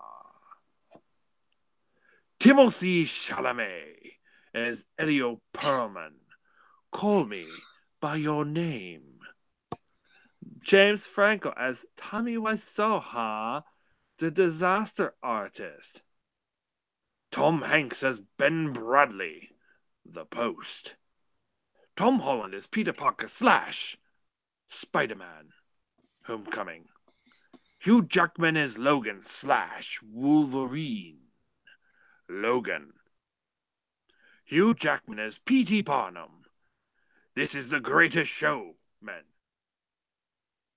Daniel Kaluuya as Chris Washington, Get Out, Gary Oldman as Winston Churchill, Darkest Hour, Chris Pratt as Peter Quill slash Star-Lord, Guardians of the Galaxy, Volume 2, Chris Pine as Steve Trevor, Wonder Woman, Bill Skarsgård as It slash Pennywise, the goofy dancing clown, It. And your outstanding lead actor is Hugh Jackman as Logan slash Wolverine. You know, we've been doing this. This is the 8th time we've done this. And you know as well as I do that normally we see a lot, you know, not this again, this reflects what I really like and I hope happens eventually, is that the best performances get awarded. And, you know, normally you don't see comic book movies or blockbuster actors from blockbuster movies do well in these lead categories. It's usually, you know, on par more, maybe more what you see on during award season, like the Meryl Streeps, the Jennifer Lawrences, you know what I mean. You usually see like Hugh Jackman and company win earlier in the night in the genre categories. To see Gal and Hugh win for Wonder Woman and Logan in the lead categories is actually pretty surreal for me. And I know it's a fan thing and everything, fan vote and everything, and you know it's like, oh well, that can happen, right? It just never. I don't think it's ever happened for us like that. You know, it's just the way it's gone. And I'm very happy. First of all, it's interesting that Hugh got one for Greatest Showman and he wins for Logan here. But I like it because, look, if that's the last time he plays that character, it was his best performance. It was his most challenging performance, and it was brilliant. And on any level, comic book movie, any kind of movie, that was a brilliant performance and a well-deserved performance, and right up there with what, again, right up there with what Timothy Chalamet did and Daniel Kaluuya, and I thought those three were the best performances in this category. And then Gary Oldman would be right up there too. I thought those were so any one of those guys would have been the right choices. So I'm very happy to see Hugh get some recognition. He never gets recognition. He was one of the people I thought about for my standing ovation award, but I think I gave it to him a few years back when he got screwed over for Les Mis. So, but yeah, I'm happy to see him there. And Gal, again, Wonder Woman. It's the year. That's the year. Her, Patty Jenkins, what they've been able to do, the impact they've had, to see her win here, performance-wise, it's deserved, and for the impact she made, it's deserved. So, good choices. Mike, I believe you have. Oh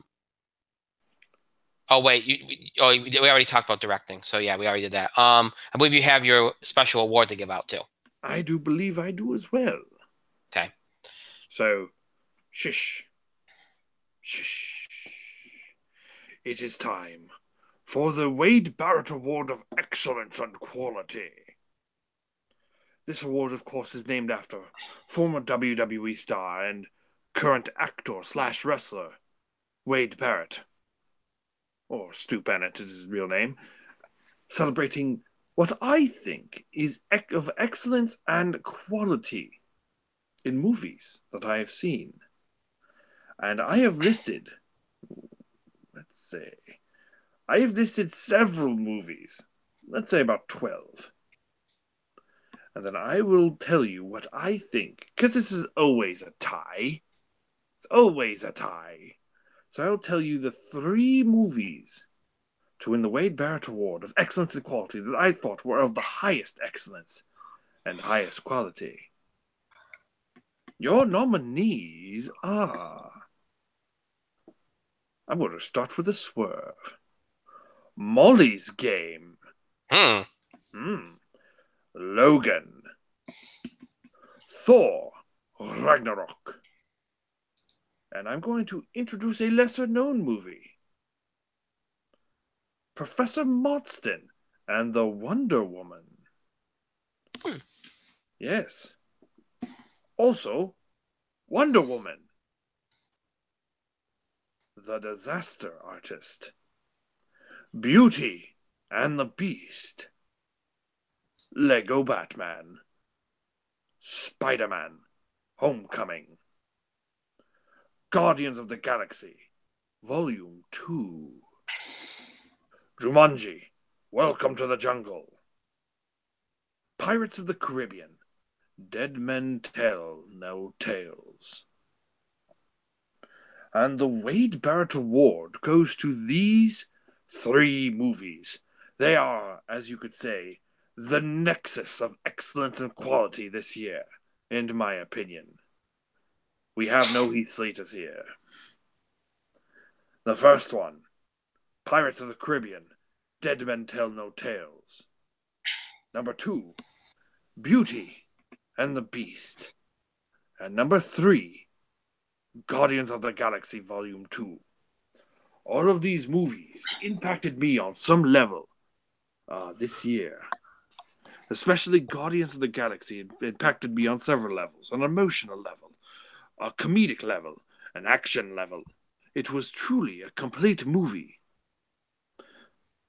Pirates of the Caribbean is a movie that was underrepresented. You could say it has earned a standing ovation. Wink. And Beauty and the Beast, a triumph of visual effect, a triumph of song, a triumph in moving one of the most celebrated animated classics of all time and making it live action and making it not suck. It was truly an accomplishment worth celebrating. So ergo, these are my 3. These are the 3 most deserving movies of the Wade Barrett Award for Excellence and Quality. Pirates, Beauty and the Beast, and Guardians, Volume 2. Wow. Yes, you're welcome. Good choices, Mike. Good job. Good job. Good job. It was. It was a good job. Yes. It was a damn good job. All right. We have the results of the live voted awards, of the 6 live voted awards. Mike, you have the first 3, so go ahead. Oh, good. The first 3. All right, let us start with. You know what? I'm going to do this in whatever order I wish. Fair enough. So you know what? I'm going to start with Original Song of the Year. Cool. And your nominees are Miguel, featuring Natalia. Oh God, Lafourcade. Lafourcade. I think I got it. Remember Me, Coco. Oh Lord, I'm going to read the next one. Nick Jonas, Nick Monson, and Justin Tranter. Home, Ferdinand. That movie with John Cena as the bull. Oh Lord. Kalila Settle. Sure. This Is Me, The Greatest Showman. And your original song of the year is This Is Me from The Greatest Showman. Really quickly, I'm not invited to seeing the movie. I'm not surprised. I thought Remember Me would have this in the bag. It's not. It's probably not going to have this in the bag. I think This Is Me is probably going to win. The soundtrack's Greatest Showman soundtrack's #1. This is the song that everybody seems to like the most, and it's given the year it's been, given the context, the culture, and everything that's going on in the world. This song is resonates. So yeah, not surprised to see it win here, and I expect it to win on Oscar night as well. So. Mike, any thoughts? If not, you can go ahead. Yes. Considering I have heard exactly none of these songs, I will point out, though, that the fact that Evermore from Beauty and the Beast, as sung by Dan Stevens, was not on this list is an abomination. That's a good point. That's a brilliant song. That's a good point. Abomination, and it is a severe injustice.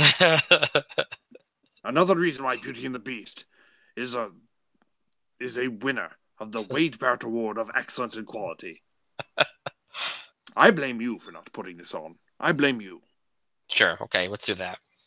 I did, because I did not have any say in this. I'm just reading it out like a reading monkey. The fans nominated it. I didn't.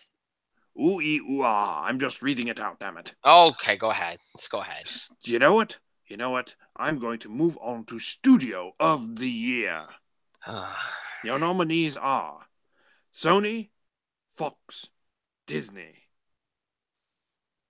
The winner is, as if there's literally any doubt, Walt Disney. I'm just gonna say. Surprise. I think I'm just gonna say this right now. Until further notice, I don't know if we're gonna have this category, because it's gonna win every year. Nobody's gonna come close to having the amount of like top 5 and top 10 highest grossing films. And I mean, let's be honest here. I mean, okay, Sony had a couple of winners, one of which was a winner because it's tied to Disney Marvel. I mean, let's be honest here. Fox didn't have that great a year. Probably nobody had any other picks to put in there. So, is this even a fair category?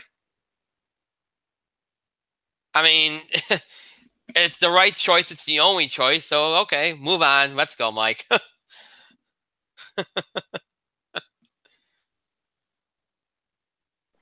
All right.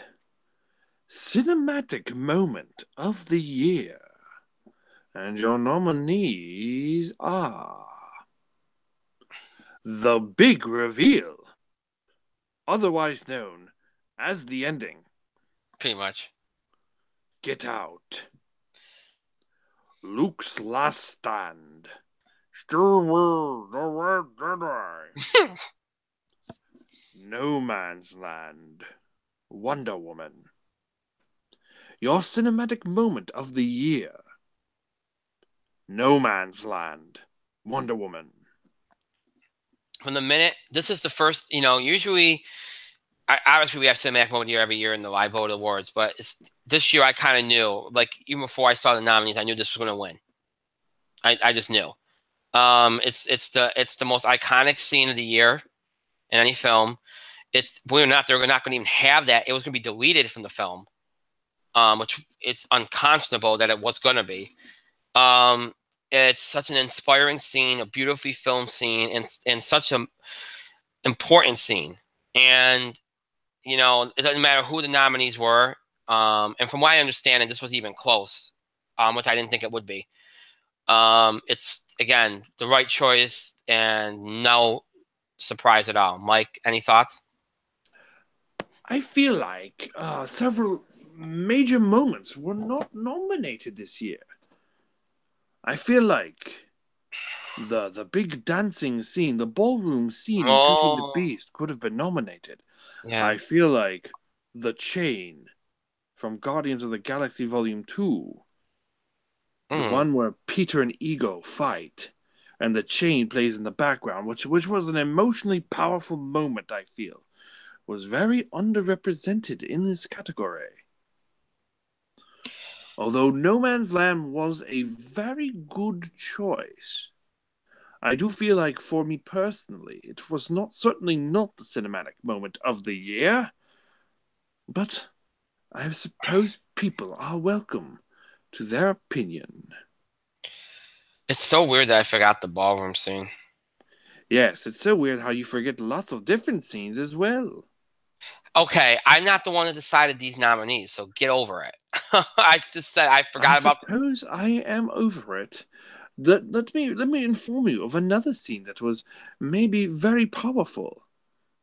In The Disaster Artist, when Tommy Wiseau comes up after after Greg Sestero gives him that speech, and Tommy Wiseau has to go on stage after the room is laughed at and celebrated and says, "This is my movie, this is my life." Powerful moment and drama. There is nothing sarcastic about that. That was an actual moment. Sure. Okay. So I'm just pointing out how there were several moments that were erroneously left off. Hey. Erroneously. Again, they got 3 choices. They could have had ties. I don't know. And by the way, the cinematic moment category and original song, those are kind of 2 categories I always think about putting on the main ballot every year. So maybe that's something I have to do so we can have a little bit more time with it and then allow for more nominees, because those are good categories. They really are. But they don't fall into any like technical original song does, but like they don't fall into like cinematic moment even doesn't fall into like any technical categories. So it's I never considered putting it on the main ballot until recently, but maybe I will next year. I don't know. We'll see. All right, we got 3 more live awards to give out here. Next up, all 3 will be mine. I'm going to be reading. So next up, Cameo of the Year. The nominees are Benedict Cumberbatch, Thor Ragnarok; Matt Damon, Thor Ragnarok; Frank Oz, Star Wars: The Last Jedi. And the live award in the Spotlight Film Award for Cameo of the Year goes to Frank Oz, Star Wars: The Last Jedi. Any one of these 3 would have been good. Sadly, I'm not surprised because nobody saw this coming, and it was such a crowd-pleasing moment. Although I would say this too.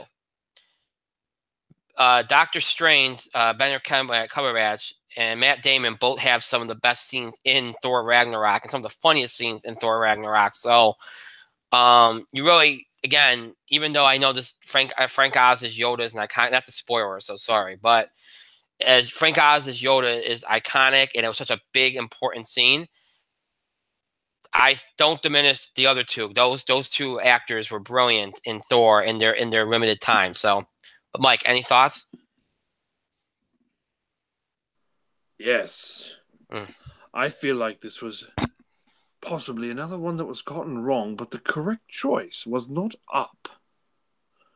Allow me to present for consideration for Cameo of the Year. Oh, I know what you're going to say. What am I going to say? Tell me why so. No. Oh. No, absolutely not. Oh God. Although, thank you for bringing that up. That should have been included. But what I was going to bring up was Kingsman: The Golden Circle. Oh. Yep. Yep. Elton John Yep. I agree with as that. Elton John in the de facto. Let's put the member berries aside for a moment.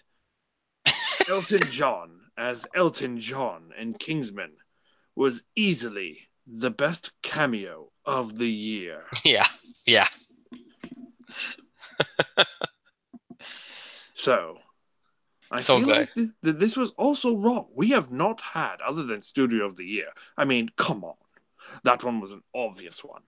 Other than Studio of the Year, these choices have been, in my opinion, of course. In my opinion matters. I'm doing this voice. these choices, these winners have been relatively disappointing. But you are welcome to your opinions, despite it being wrong. All right. In my opinion. Yeah, Elton John's a very good choice. That's yeah. All right. Next up, we have underrated film of the year, which features 4 nominees due to a tie. Those nominees are Baby Driver, Blade Runner 2049, Kong Skull Island, and War for the Planet of the Apes. And the live award for the live award for the Brian Gardner special goes to Ooh Ee Ooh Ah Ah Chin Chang Walla Walla Bing Bang. The live award. I can't talk now. Thank you for that. The live award for underrated film of the year goes to War for the Planet of the Apes. Ooh, I didn't even know. I was not privy of it. But oh, look at Brian, the winner of the Brian Gardner Annual Award, aka the Monkey Movie Award, goes to a monkey movie. Ooh, you should be very happy. Yeah, there was 2 of them in there, and one of them won. I should be very happy. Look, I'm surprised Disney Nature's documentary on monkeys was not involved in this year. So there's always next year. All right, listen. All right, if I was, my choice would not have been Kong or War for the Planet of the Apes. Okay, even though I like both movies. Okay, my choice probably would have been Blade Runner. Although I like Baby Driver, but my choice would have been Blade Runner. You're not going to believe me on that, but it would have been. So I also very much do not care. But good choice, though. I won't lie about it. That's a good choice. And it's the last Planet of the Apes movie, so you don't have to hear me talk about them anymore, Mike. So, yeah. At least until they reboot them again in 10 years.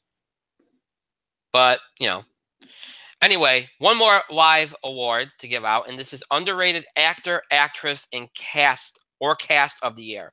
The nominees were Karen Gillan, Andy Serkis, Zendaya. And the live award for underrated actor, actress, or cast of the year goes to Andy Serkis. Well, in light of War of the Planet of the Apes winning, I guess I'm not surprised about Andy Serkis. Everybody always thinks this about Andy Serkis. They always think he's overlooked, and he is. He does great work in the Planet of the Apes movies. He does great work in everything he does.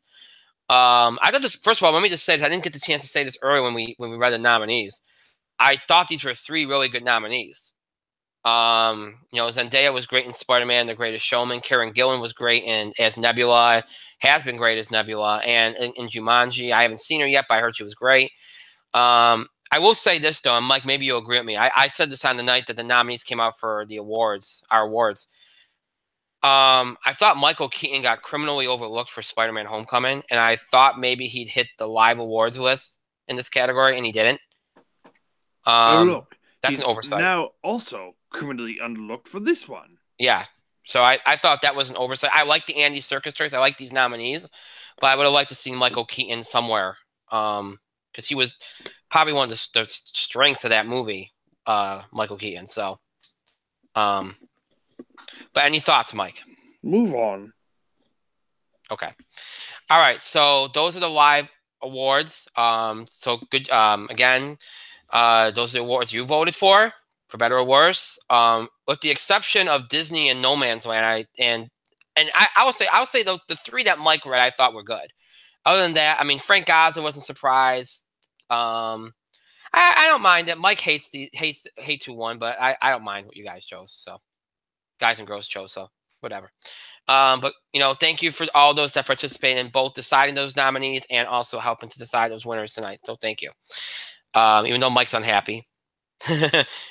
All right. Now, without further ado, the biggest award of the night. And look, this has been a night where it's been pretty balanced, and we had some odd results because usually what you have happen earlier kind of affects what happens later. But it's been pretty well spread out tonight, the awards. We've seen Beauty and the Beast, we've seen Shape of Water a little bit, we've seen Logan, we've seen a lot of movies. Coco, Greatest Showman, Wonder Woman, Star Wars. We've seen a lot of movies do well tonight. So who knows what's going to happen here as we announce Best Picture. It's not easy to figure out. So here you go. The nominees for Best Picture: Beauty and the Beast, Walt Disney Pictures; Call Me by Your Name, Sony Pictures Classics; Coco, Pixar, Walt Disney Pictures; Dunkirk, Warner Brothers; Get Out, Universal; The Greatest Showman, 20th Century Fox; It, Warner Brothers; Lady Bird, A24; Logan, 20th Century Fox; The Shape of Water, Fox Searchlight; Star Wars: The Last Jedi, Walt Disney Pictures; Thor Ragnarok, Marvel, Walt Disney Pictures; Wonder Woman, Warner Brothers. And the In the Spotlight Film Award for Best Picture goes to Wonder Woman, Warner Brothers. Mike, your thoughts? While a very progressive choice, it's probably not what I would have gone with. However, it was a very, very fine film, so you can't complain that much. It's one of the choices that I thought was would have been a good choice. And look, seeing how tonight went with Gail and Patty and everybody, it kind of gave me an inkling maybe that it would win.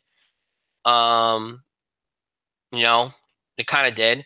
I talked about this with you back in the spring. I said, well, I thought Beauty and the Beast or Star Wars was going to be a slam dunk for this. And one of the things I'm going to just say this right now. I said this early in the night too. I wonder if we had done these awards the way we do them every year, where we start the process in January and we vote for about a month, and then we announce the nominees, and then we vote for another month for the winners. I wonder what the results would have been, because a lot of this I think was dictated by what was big at the time, and that doesn't really affect Wonder Woman because Wonder Woman came out in June, but. I have to wonder if maybe people would have recalled some of the movies from earlier in the year, or maybe looked at them a little bit more. Because to see Beauty and the Beast not do as well as I thought it would, to see Logan not do as well as I thought it would, it's interesting. And even Get Out I thought would do better than it did. So I don't think this is a bad choice. I like the Wonder Woman choice. I think it was one of the best movies of the year. But would have been my choice. Honestly, I haven't sat down and really looked at what I thought my choice would have been. I haven't really thought about it. I would have probably, for me, I thought anything from Beauty and the Beast to Coco to Get Out to Logan to Shape of Water to Wonder Woman and even Star Wars, I thought any one of those movies had the potential to win here. But again, given the year it's been, given the importance and the impact of the film and Patty and Gail, and I'm not surprised. It really. I guess I'm surprised it won this award, but I guess I can't be. So, given everything, so Wonder Woman is the choice that you all made for Best Picture. And again, we've had some close votes on the show. From what I am told, this wasn't that close of a vote. which is odd. It was a weird voting year. There's a lot of odd choices the way some of these things went, but and I'm being told, sometimes I like to tell you guys this because I think it's interesting. Mike, what would you think came in second to Wonder Woman? Just before we wind down, what would you think came in second? The Shape of Water. No. Beauty and the Beast. Yep. Right. Yeah, that was second. Yep. So, I mean, yeah.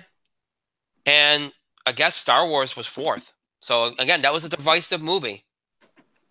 So that probably hurt it. All right. So Wonder Woman, your choice for Best Picture. So that's it. That's the end of the 8th annual In the Spotlight Film Awards.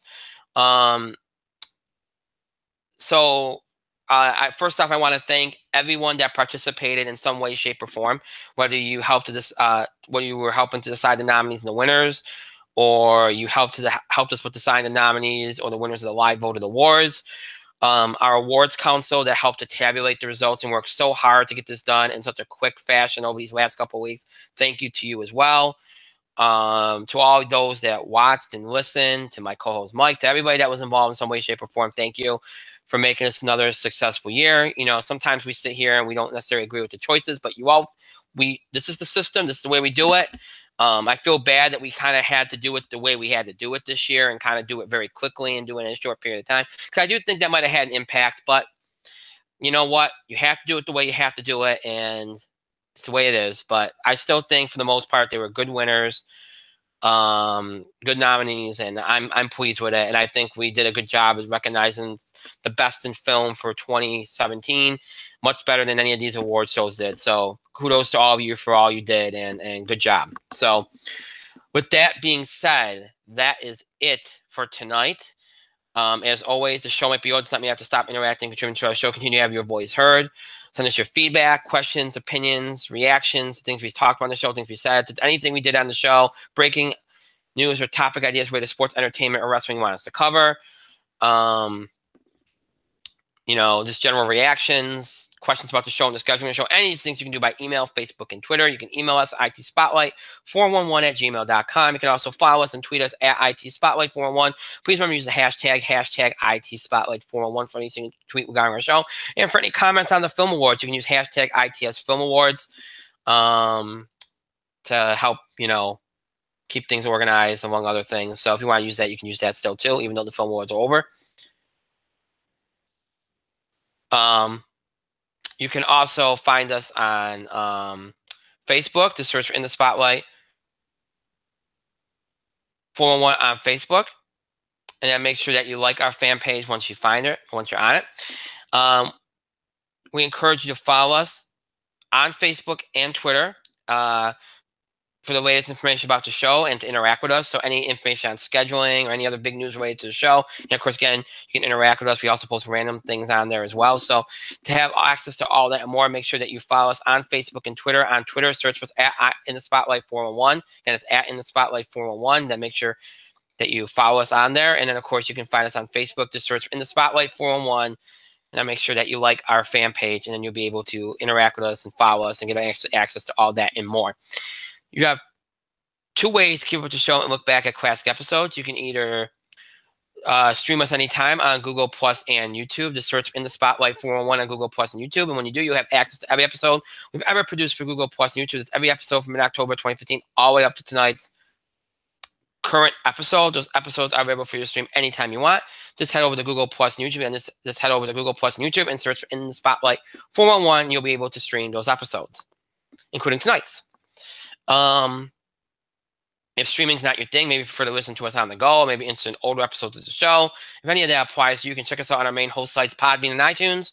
Just search In the Spotlight 411 on both those sites. And when you do, you'll have access to every episode we've ever produced in the nearly 8 years we've been doing the show.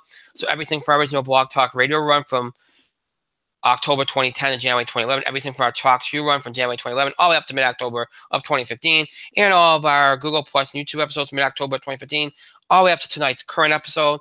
All those episodes transfer into audio format for your convenience.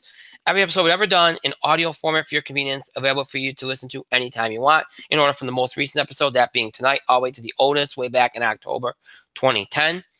All those episodes available for you to listen to anytime you want. Maybe you missed an episode, want to check out an episode again, catch up on episodes from years ago, listen to them again for whatever reason, or catch up on current episodes, or whatever the case may be. You can do all that.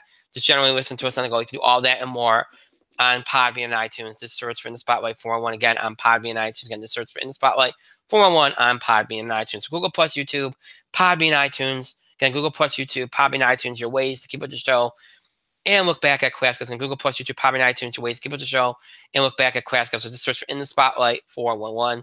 Again, just search for In the Spotlight 411. Oh, wow. Okay, I want to thank Mike for being here tonight. Thank you, Mike. It is officially time for bed, so good night. I want to thank myself for another great show, pat myself on the back, and thank all of you for your continued support and contributions to the show. Thank you so much for watching. And for those that are listening to this later, listening to this later, thank you to you as well. To all those, once again, that participated in these 8th annual In the Spotlight Film Awards in some way, shape, or form, thank you again. We appreciate it. Thank you for your patience tonight with the late start.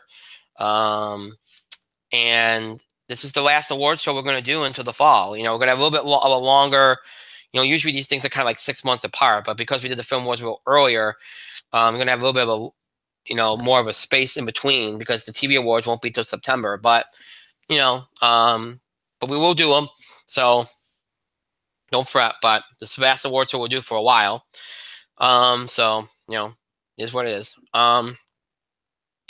So yeah, all right. So that's it for tonight. Our next show will be Thursday. Again, we will probably be late. That is what I've been talking to you all about for a few weeks. I have, as you all know, my wife is pregnant. We got labor and delivery classes. I do not know how long they will last. I am hoping to get started a little bit after 9. That's the hope. That's the goal. We won't be starting exactly at 9 o'clock news time. So I'm going to tell you 9 o'clock news time. That's our original time. But just be aware it'll probably be later than that. So I can't tell you when. But all I'm going to say is, the show is set for 9 o'clock p.m. Eastern time, but it probably will be later. And if anything happens to cancel it or something, just stay tuned to our social media pages, and I'll let you all know what the deal is and what's going on and whatnot. So, but we should be a go for Thursday, no problem. It's just a matter of what time we start or how late we are. But again, Thursday will be our usual content, the stuff that we usually get through. Sports and entertainment-wise, box office beat, TV highlights, any other entertainment news we have to cover. Sports-wise, we will preview the Super Bowl. We'll give our official prediction. We'll do all that. Talk about all the big storylines. We'll talk college basketball and what's been going on. And any other sports headlines we have to cover, including the big NBA trade yesterday with Blake Griffin and some of the stuff that's going on in baseball. With the free agents and stuff and pace of play. We'll talk a little bit about those things. NBA, they're doing some all-star game changes. We'll talk about those. We got some wrestling stuff to get to. So we got a lot to get to on Thursday. So hopefully we'll be able to get to all of it. But so a full show on Thursday. Again, set for 9 o'clock Eastern time, but probably starting a little later than that at the very least. So I'll keep you up to stay tuned. Stick with us. Be here at 9 o'clock on Thursday. And then you'll see us pop up when we start. Because, again, I don't know exactly what time. Again, it could be 9:10, could be 9:15, could be 9:30. You don't know. So, but that is our next show this Thursday, and it'll be our first show of February. So again, because that will be February 1st. So next show this coming Thursday, February 1st, 9 o'clock Eastern time again, but starting probably later than 9 o'clock Eastern time. So just keep that in mind. So until Thursday, I hope you have a great rest of your night, a great Wednesday, and a great Thursday. We'll see you back here. Broadcasting and streaming live on YouTube at 9 o'clock Eastern time. Again, starting probably later than that, so just keep that in mind. Until then, have a good night, everybody.